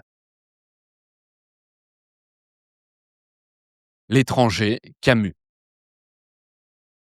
Devenue première dame de France en épousant le président Nicolas Sarkozy en 2008, la mannequin et chanteuse Carla Bruni a donc été amenée à rencontrer les dirigeants de la planète lors de voyages diplomatiques. Elle a par exemple raconté son échange avec George Bush Jr., le président américain de l'époque. Ils ont parlé d'Albert Camus et Bush lui a révélé que L'étranger était son livre préféré. Albert Camus est un écrivain français du XXe siècle, probablement le plus grand romancier français de l'après-Seconde Guerre mondiale. Il a seulement 25 ans lorsqu'il commence à écrire à l'étranger. Il vit alors en Algérie française. Mais il achève le roman à Paris en 1940, en pleine occupation allemande. Le livre paraît en 1942, donc en plein milieu de la Seconde Guerre mondiale, c'est-à-dire dans un climat de grande incertitude. Ce roman fait partie de la trilogie de Camus sur l'absurde. Il est complété par l'essai Le mythe de Sisyphe et la pièce de théâtre Caligula. En termes de structure, ce roman se divise en deux parties symétriques. La première suit le protagoniste sur 18 jours dans l'espace ouvert de la plage et de la ville. La seconde partie enferme le protagoniste en prison et au tribunal sur 11 mois flous. Sur le plan du style, on retrouve la simplicité et la concision qui sont la marque de fabrique du style de Camus, qui est un des meilleurs exemples du fait qu'il n'est pas nécessaire d'écrire des phrases compliquées pour être un grand écrivain. Camus se sert de phrases courtes et directes pour décrire les événements et les pensées du personnage principal. Il évite les longues descriptions et les analyses psychologiques complexes. Il préfère laisser les événements et les actions parler d'eux-mêmes. Cette transparence stylistique traduit le refus de donner un sens au monde. Le célèbre Incipit, les deux premières phrases du roman, en est un exemple éloquent. Je cite Aujourd'hui, maman est morte, ou peut-être hier, je ne sais pas. C'est très court, et pourtant ça en dit long sur la psychologie du personnage, dont on comprend immédiatement qu'elle n'est pas celle de l'homme ordinaire. Je passe au résumé de l'intrigue. Le personnage narrateur, Meursault, vit en Algérie française, comme Camus. Apprenant la mort de sa mère, il se déplace pour la veillée et les funérailles. Il semble étonnamment peu affecté par le décès. En fait, il n'est pas triste et il n'est pas prêt à faire semblant. Des événements décisifs surviennent dans les jours suivant l'enterrement. Meursault retrouve une femme qui avait travaillé dans la même entreprise que lui, Marie, et ils entament une relation. Son voisin Raymond, un homme à la réputation douteuse, l'implique dans ses problèmes de couple. Il maltraite sa maîtresse et craint les représailles de ses frères. Meursault témoignera en sa faveur lorsque la police convoquera Raymond au commissariat. Dans les jours suivants, Meursault accepte la demande en mariage de Marie en précisant que cela n'a pas d'importance à ses yeux. C'est alors que se produit l'événement déterminant dans son destin. Lors d'une promenade, Raymond, un ami et Meursault, tous trois sous l'effet conjoint peu favorable à la lucidité de l'alcool et de la chaleur, Raymond, un ami et Meursault croisent le frère de la maîtresse battue par Raymond et une bagarre éclate. Par précaution, Meursault avait demandé à Raymond de lui confier son revolver pour éviter un drame. Mais lorsque, seul cette fois-ci, Meursault rencontre à nouveau un des hommes qui s'est battu avec Raymond plus tôt, et que cet homme sort un couteau, alors Meursault sort le revolver et tue d'une seule balle l'homme qui le menace. Puis, de manière inexplicable, il tire 4 coups supplémentaires sur le corps inerte. Commence alors la seconde partie du roman. Le processus judiciaire met en lumière l'étrangeté de Meursault. Son absence de regret et son ennui de l'existence mettent son avocat mal à l'aise. Son attitude et son état émotionnel ne changent pas lors du procès. Il explique maladroitement son acte par une hallucination causée par le soleil, et cela le fait passer pour un sociopathe. Il est condamné à mort. Dans ses derniers instants, il refuse le secours de la religion, préférant se préparer seul à la mort. La question que pose cette intrigue, c'est: la société peut-elle tolérer celui qui refuse le mensonge social? En effet, Meursault n'est pas condamné pour son acte, mais pour son incapacité à produire les émotions attendues. Le procès reconstruit alors une vérité fictive. Il invente une préméditation, un mobile, un monstre. Cette mécanique judiciaire révèle que la justice fabrique des récits rassurants pour conjurer l'absurde. Le roman illustre aussi la tyrannie des sensations, car ce sont le soleil, la chaleur et la lumière qui ont poussé le passage à l'acte. Enfin, ce roman met encore en scène la dimension athée de la philosophie de Camus. En réagissant violemment lorsque l'aumônier lui offre le secours de la religion, le héros se libère des illusions religieuses et accède ainsi à la lucidité, à la sagesse existentialiste. Camus refusait l'étiquette existentialiste, mais il passe dans la littérature française pour l'autre grand romancier existentialiste après Sartre. L'étranger représente plus précisément une rupture décisive avec le roman psychologique du XIXe siècle. Camus refuse, notamment par son style, l'introspection et la transcendance. Sur le plan plus général de la culture, l'influence de ce roman est à replacer dans le grand mouvement d'affaiblissement de la tradition au XXe siècle. L'originalité de l'étranger a contribué à l'élargissement des horizons littéraires et philosophiques de l'époque. Huis clos, Sartre. Cette pièce symbolise à elle seule l'ambiguïté de Sartre sous l'occupation. D'un côté, elle est jouée pour la première fois en mai 1944, avec l'aval de la censure allemande. Donc, certains crient à la compromission de Sartre. Mais d'un autre côté, la pièce évoque métaphoriquement l'étouffement moral de l'occupation. Jean-Paul Sartre est la star intellectuelle des Trente Glorieuses, ce qu'il était en tant que chef de file de l'existentialisme, le courant philosophique qui repose sur l'idée que l'homme se définit par ce qu'il fait dans son existence. Si Sartre était un prof de philo formé à l'École normale supérieure, il écrivait également de la fiction, des romans, mais aussi des pièces de théâtre. Il écrit à la fin 1943 Huis clos, une courte pièce en prose en un seul acte, ce qui est typique du théâtre moderne, et cet acte est divisé en 5 scènes dans l'édition de Gallimard. Huis clos est une ancienne expression qui signifie à porte close. Elle désigne techniquement une audience interdite au public. Dans le titre, elle résonne à plusieurs niveaux. Les personnages sont enfermés dans une même pièce. Leurs échanges prennent la forme d'un procès sans public et sans issue, et l'expression suggère aussi l'impossibilité d'échapper à la condition humaine, voire une allusion à l'occupation allemande.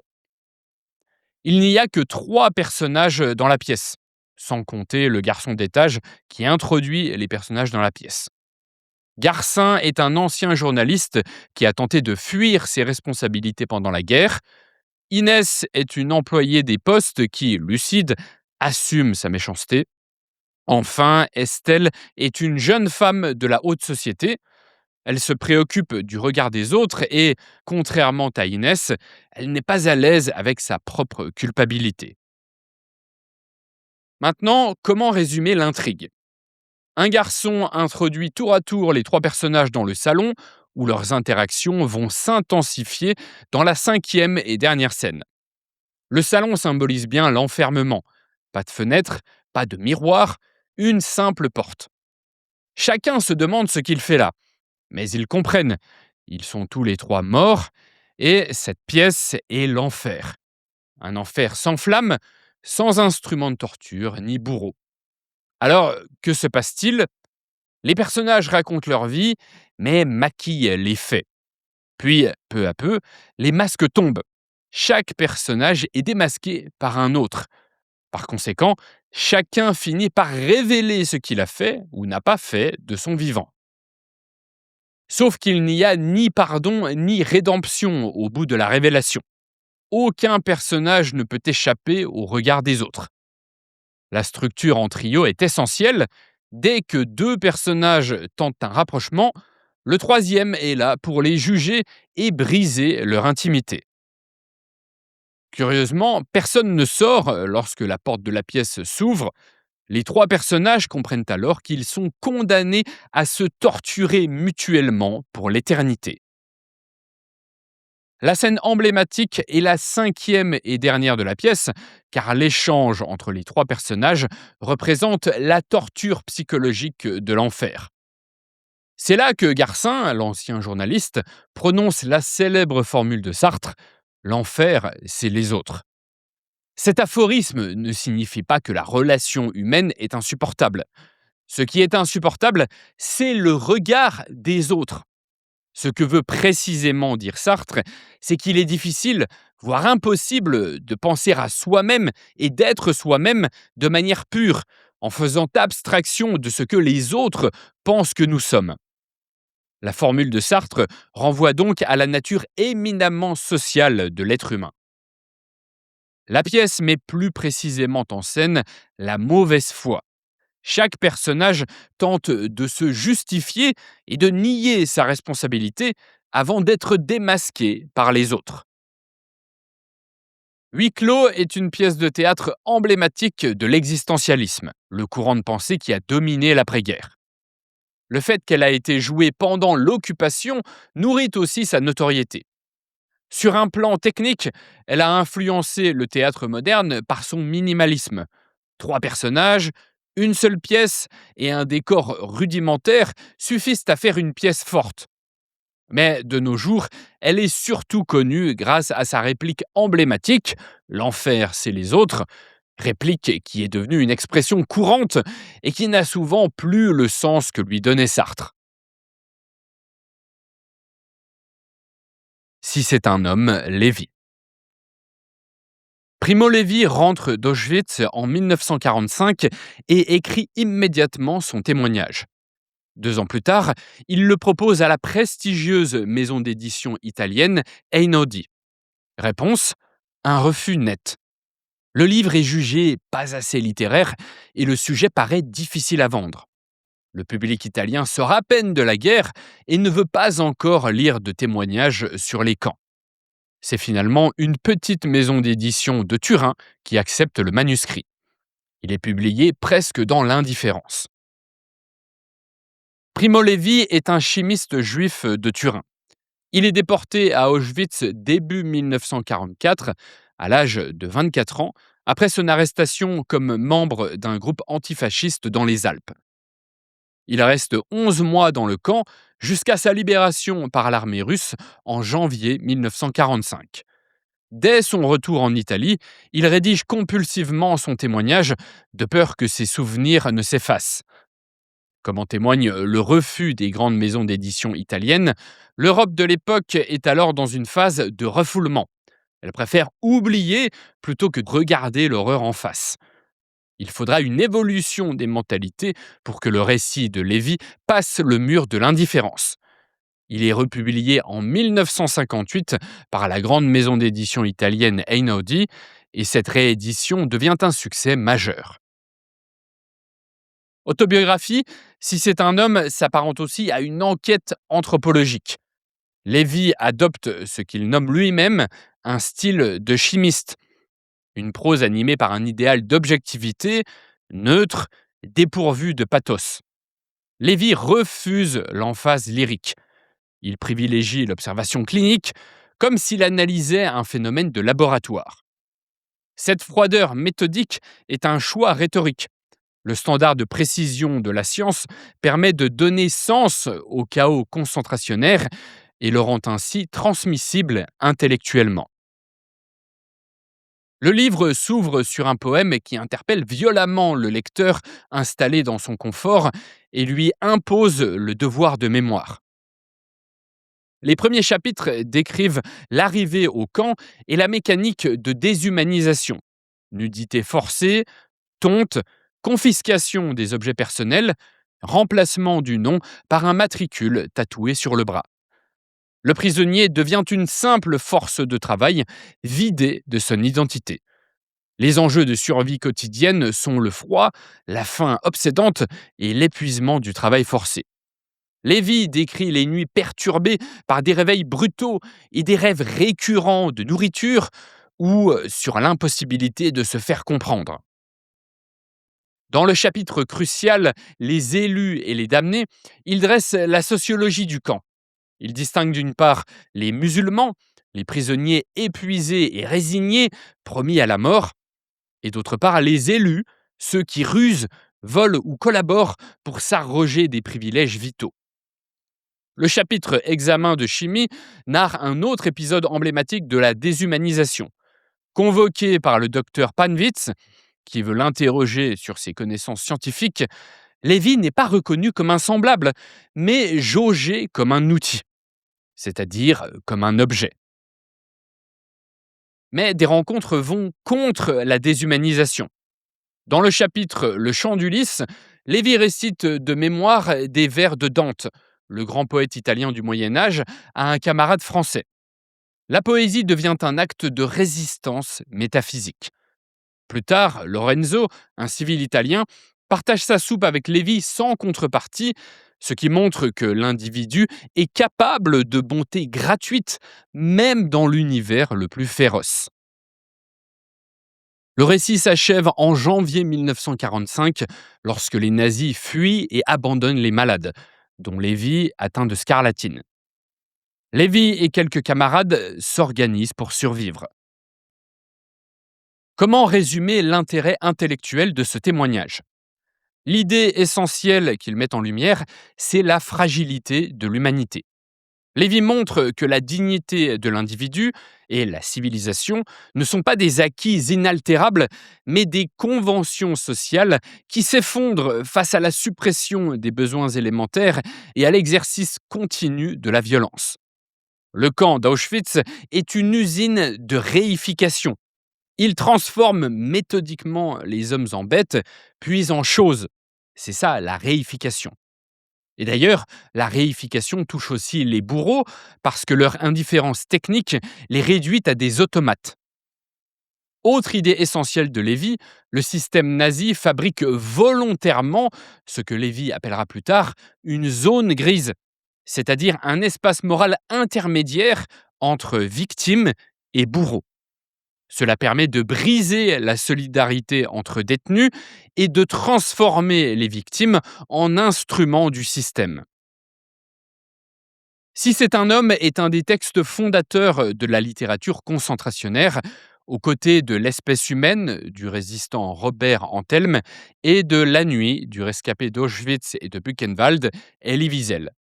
Mais l'influence de Si c'est un homme dépasse le témoignage historique. Certains concepts de Lévy servent à penser le monde contemporain.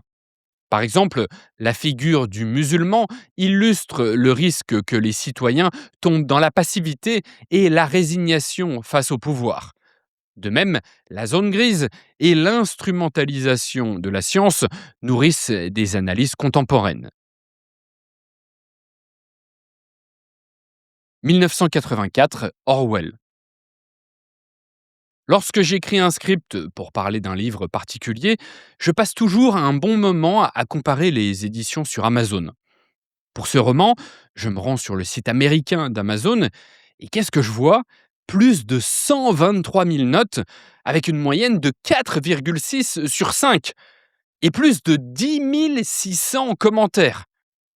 Par curiosité, j'ai cherché un classement des meilleures ventes de tous les temps sur Amazon et le résultat est cohérent avec les 123 000 notes. 1984 d'Orwell est le 16e livre le plus vendu de tous les temps sur Amazon. George Orwell est un écrivain anglais de la première moitié du XXe siècle. Il a notamment forgé sa vision de la politique au cours de la guerre civile espagnole de 1936-1937. Engagé volontaire contre les nationalistes de Franco, il assiste aux purges staliniennes contre ses propres camarades anarchistes et trotskistes dans le camp républicain.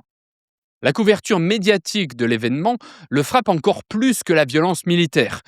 La presse internationale réécrit l'histoire en temps réel, faisant disparaître des batailles qui ont eu lieu, inventant celles qui n'ont jamais existé. Cette expérience lui inspire la conviction que la vérité objective est en train de mourir. Il a 45 ans à la publication de 1984. Sur le plan de la forme, son style est simple, direct, sans ornement. Orwell pense, comme les auteurs français de l'âge classique, qu'il faut écrire clairement pour penser clairement. Dans ce roman, la simplicité du style sert également à exprimer la monotonie et l'oppression de la vie dans une société totalitaire. Le récit focalise le lecteur sur le point de vue de Winston Smith, le protagoniste. Ce choix narratif fait expérimenter de l'intérieur la fatigue et l'étouffement mental d'un homme qui vit sous une surveillance totale et permanente. Je passe au résumé de l'intrigue. Le héros s'appelle, comme je l'ai dit, Winston Smith. Il vit en 1984, d'où le titre du livre, dans un pays fictif qui s'appelle Océania. L'État qui dirige ce pays est totalitaire. Le parti unique et son leader, Big Brother, y ont la mainmise absolue. Winston est employé au ministère de la Vérité, où son métier consiste à réécrire l'histoire pour qu'elle colle à la propagande. 3 slogans régissent cette société. La guerre, c'est la paix. La liberté, c'est l'esclavage, ce qui, pour le coup, peut signifier quelque chose de juste en philosophie par rapport à la logique du désir humain. Et troisième slogan, l'ignorance, c'est la force. Surveillée en permanence par des télécrans, à la fois téléviseurs et caméras, la population est conditionnée pour haïr Emmanuel Goldstein, l'ennemi public numéro 1.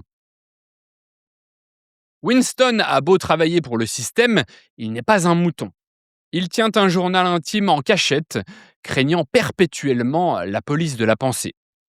Un jour, Julia lui glisse un mot, « Je vous aime ». Ils entament une relation secrète. Si Winston envisage une révolution, Julia veut simplement vivre sa vie. Mais ils partagent la même haine du parti. Ils sont finalement découverts dans la chambre qu'ils louent par le propriétaire, un agent infiltré. Winston est torturé au ministère de l'Amour par O'Brien, un collègue de l'élite qui s'était présenté comme un révolutionnaire. Rééduqué, Winston trahit Julia. À sa libération, découvrant qu'ils se sont trahis mutuellement, leur amour est détruit. Face à une victoire de l'armée annoncée par la propagande, Winston finit par aimer Big Brother. La progression de l'histoire laisse entendre que Goldstein et son livre subversif pourraient bien être une invention du parti lui-même pour piéger les dissidents. Le roman laisse cette question ouverte. Quel est l'intérêt intellectuel de cette histoire? Il y a d'abord la question de la surveillance. Big Brother est devenu le symbole de la surveillance de masse par l'État et plus profondément de la disparition de la vie privée. 1984 parle également de propagande, bien sûr. Orwell évoque les techniques de base, comme le culte de la personnalité, mais les techniques avancées de conditionnement décrites dans le roman montrent que la propagande vise ultimement le contrôle de la pensée. Orwell imagine aussi que l'État totalitaire impose une nouvelle langue, la novlangue, qui rende impossible l'expression d'idées subversives. La seconde technique de propagande emblématique du roman est la réécriture de l'histoire. Orwell imagine que l'État totalitaire profite de son contrôle des archives pour retoucher, voire détruire le passé. Sur le plan de la littérature, 1984 s'impose comme la référence cardinale du genre de la dystopie, un récit de fiction qui dénonce les travers d'une société imaginaire. 1984 sert même de modèle dans ce genre. Mais son influence dépasse très largement la littérature. Il est bien plus qu'un livre, il est un symbole important dans l'imaginaire collectif occidental. Il symbolise la propagande et le totalitarisme. Ainsi, on qualifie d'orwellienne une société dans laquelle les autorités contrôlent la population grâce à la surveillance et à la propagande. En attendant Godot, Beckett. Nous sommes en 1957 à la prison de San Quentin, près de San Francisco, en Californie. Les détenus assistent à une pièce venue d'Europe.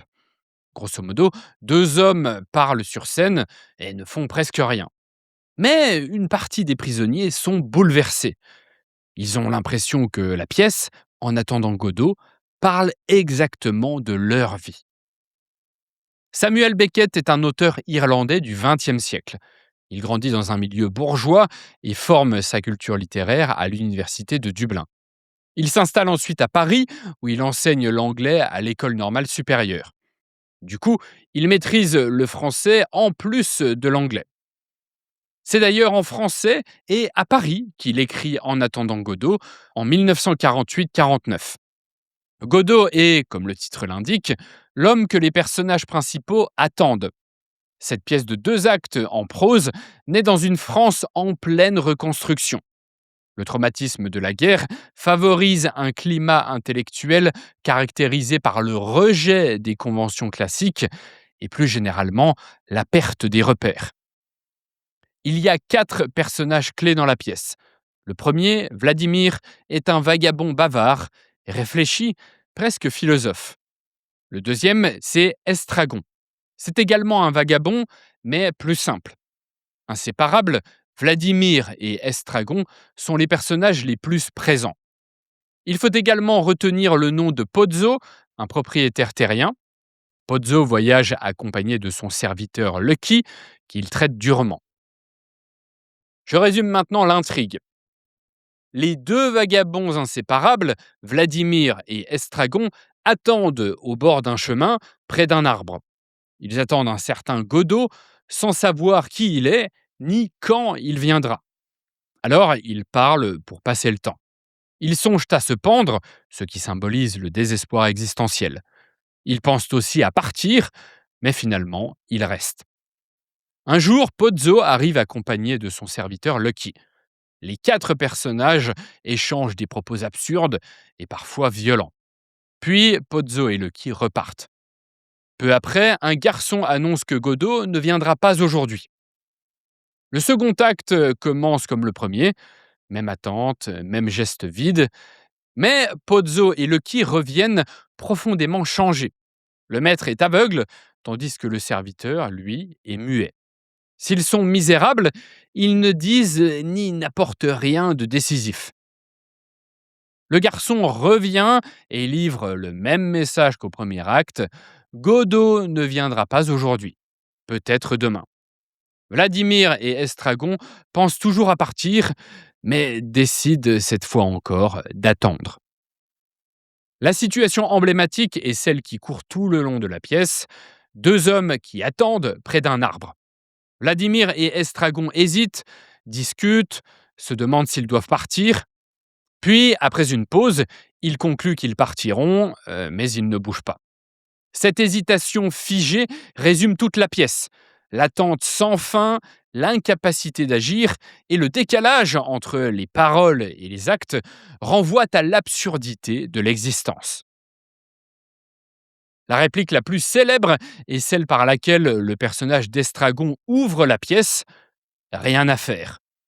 Estragon la répète et Vladimir lui aussi dit à plusieurs reprises qu'il n'y a rien à faire. Cette formule simple résume l'état d'impuissance des personnages.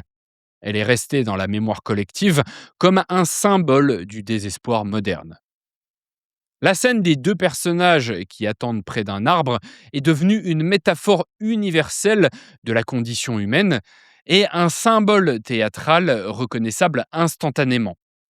En attendant Godot est même passé dans le langage courant du public cultivé comme une expression qui désigne une attente vaine, absurde ou sans fin.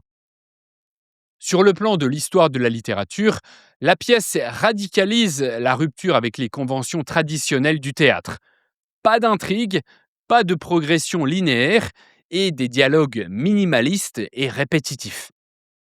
En attendant Godot est devenue l'œuvre phare du théâtre de l'absurde, même si l'expression théâtre de l'absurde sera popularisée 10 ans plus tard par un critique littéraire britannique. Les choses Pérec. Peut-on être pauvre quand on a un salaire correct? Jérôme et Sylvie, les héros des choses de Georges Perec, ne manquent de rien. Ils ont un toit, ils mangent à leur faim, ils gagnent leur vie comme enquêteurs pour des agences de publicité. Et pourtant, ils souffrent.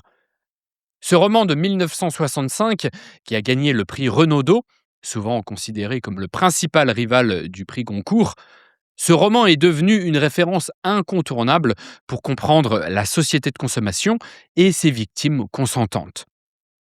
Il a été publié en pleine Trente Glorieuses. La France a brutalement basculé dans l'ère de la consommation de masse après les privations de l'après-guerre.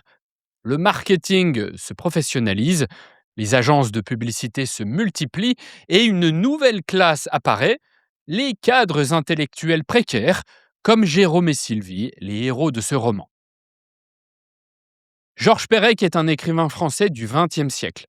Il a seulement 29 ans à la publication de ce roman, qui est son premier. Sans diplôme et sociologue amateur, Pérec n'est pas un produit de l'université. Mais il a suivi les séminaires du célèbre penseur structuraliste Roland Barthes. Il applique la perspective intellectuelle de Barthes dans ce roman. Les objets ne sont pas neutres, ce sont des signes chargés d'idéologie. Cette formation intellectuelle explique que le style de Pérec soit précis, froid et quasi sociologique. Il décrit les intérieurs, les objets et les désirs avec une minutie d'inventaire. Il donne l'impression de disséquer la société plutôt que de raconter une histoire. Son écriture produit l'effet d'un regard scientifique posé sur la vie quotidienne, où les choses comptent parfois plus que les êtres. Je résume maintenant l'intrigue.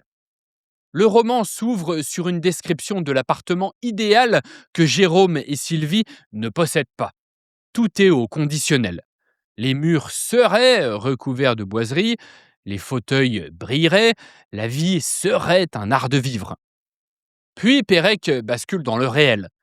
Le couple habite dans le 5e arrondissement de Paris, rue de Quatrefages, dans un espace exigu.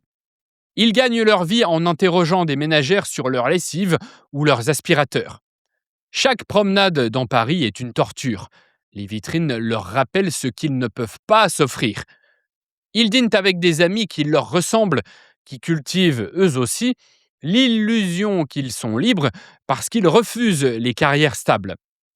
Pour atteindre le niveau et le style de vie auquel ils aspirent, ils attendent un miracle, un héritage, un tiercé gagnant. Pour échapper à cette frustration permanente, ils partent enseigner à Sfax, sur la côte est de la Tunisie.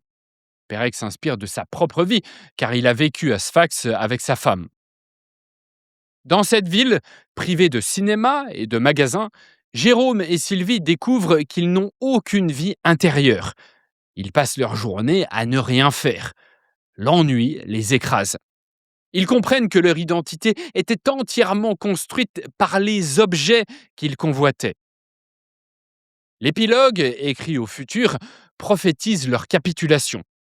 Ils rentreront en France et accepteront des postes de cadre à Bordeaux. Dans le train du retour, ils déjeuneront au wagon-restaurant. Le décor est luxueux, mais la nourriture est sans goût. Le confort matériel n'apporte pas la saveur de vivre. L'intérêt intellectuel de ce roman est, comme son titre l'indique, la question du bien-être matériel. C'est une radiographie de la société de consommation. Pérec dissèque la naissance d'un imaginaire moderne dominé par la possession et le confort. Il montre comment les objets façonnent les désirs, les rêves et donc les identités. Les personnages sont presque des cas d'étude. Pérec analyse par le roman ce que les sociologues de son époque étudient par leurs enquêtes, les mécanismes invisibles qui structurent les comportements, la frustration, l'imitation, la distinction. Cela donne une critique douce mais implacable de la société de consommation. Pérec arrive à une conclusion aujourd'hui banale: l'abondance matérielle ne comble pas le vide existentiel. Dans l'histoire de la littérature, les choses s'inscrivent dans la tradition de la critique de la société marchande. Cette tradition s'est véritablement constituée au XIXe siècle. Par exemple, Balzac et Flaubert ont mis en évidence le matérialisme du désir bourgeois. Et Pérec a explicitement reconnu l'influence de Flaubert. Également, Zola a écrit sur la manipulation des désirs des consommateurs par les grands magasins, qui se sont multipliés dans la seconde moitié du XIXe siècle dans les grandes villes européennes. Avec les choses, Pérec modernise cette tradition littéraire. Il l'inscrit dans la société de consommation de masse en adoptant une approche sociologique et sémiologique.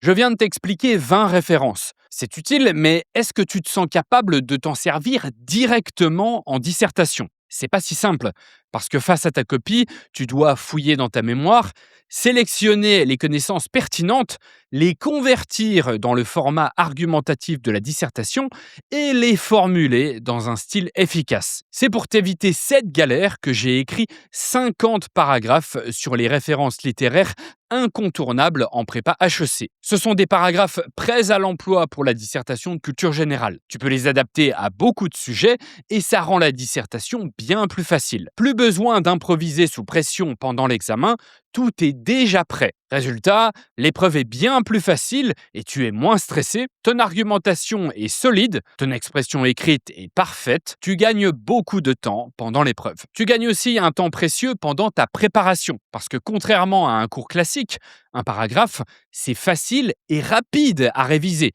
environ 1 minute par paragraphe. Ce livre est donc un super outil pour réussir tes dissertations de culture générale en prépa HEC. Pour en savoir plus, clique sur le lien en haut à droite de la vidéo ou dans la description, ou bien rends-toi sur 1000idcg.com/50HEC2.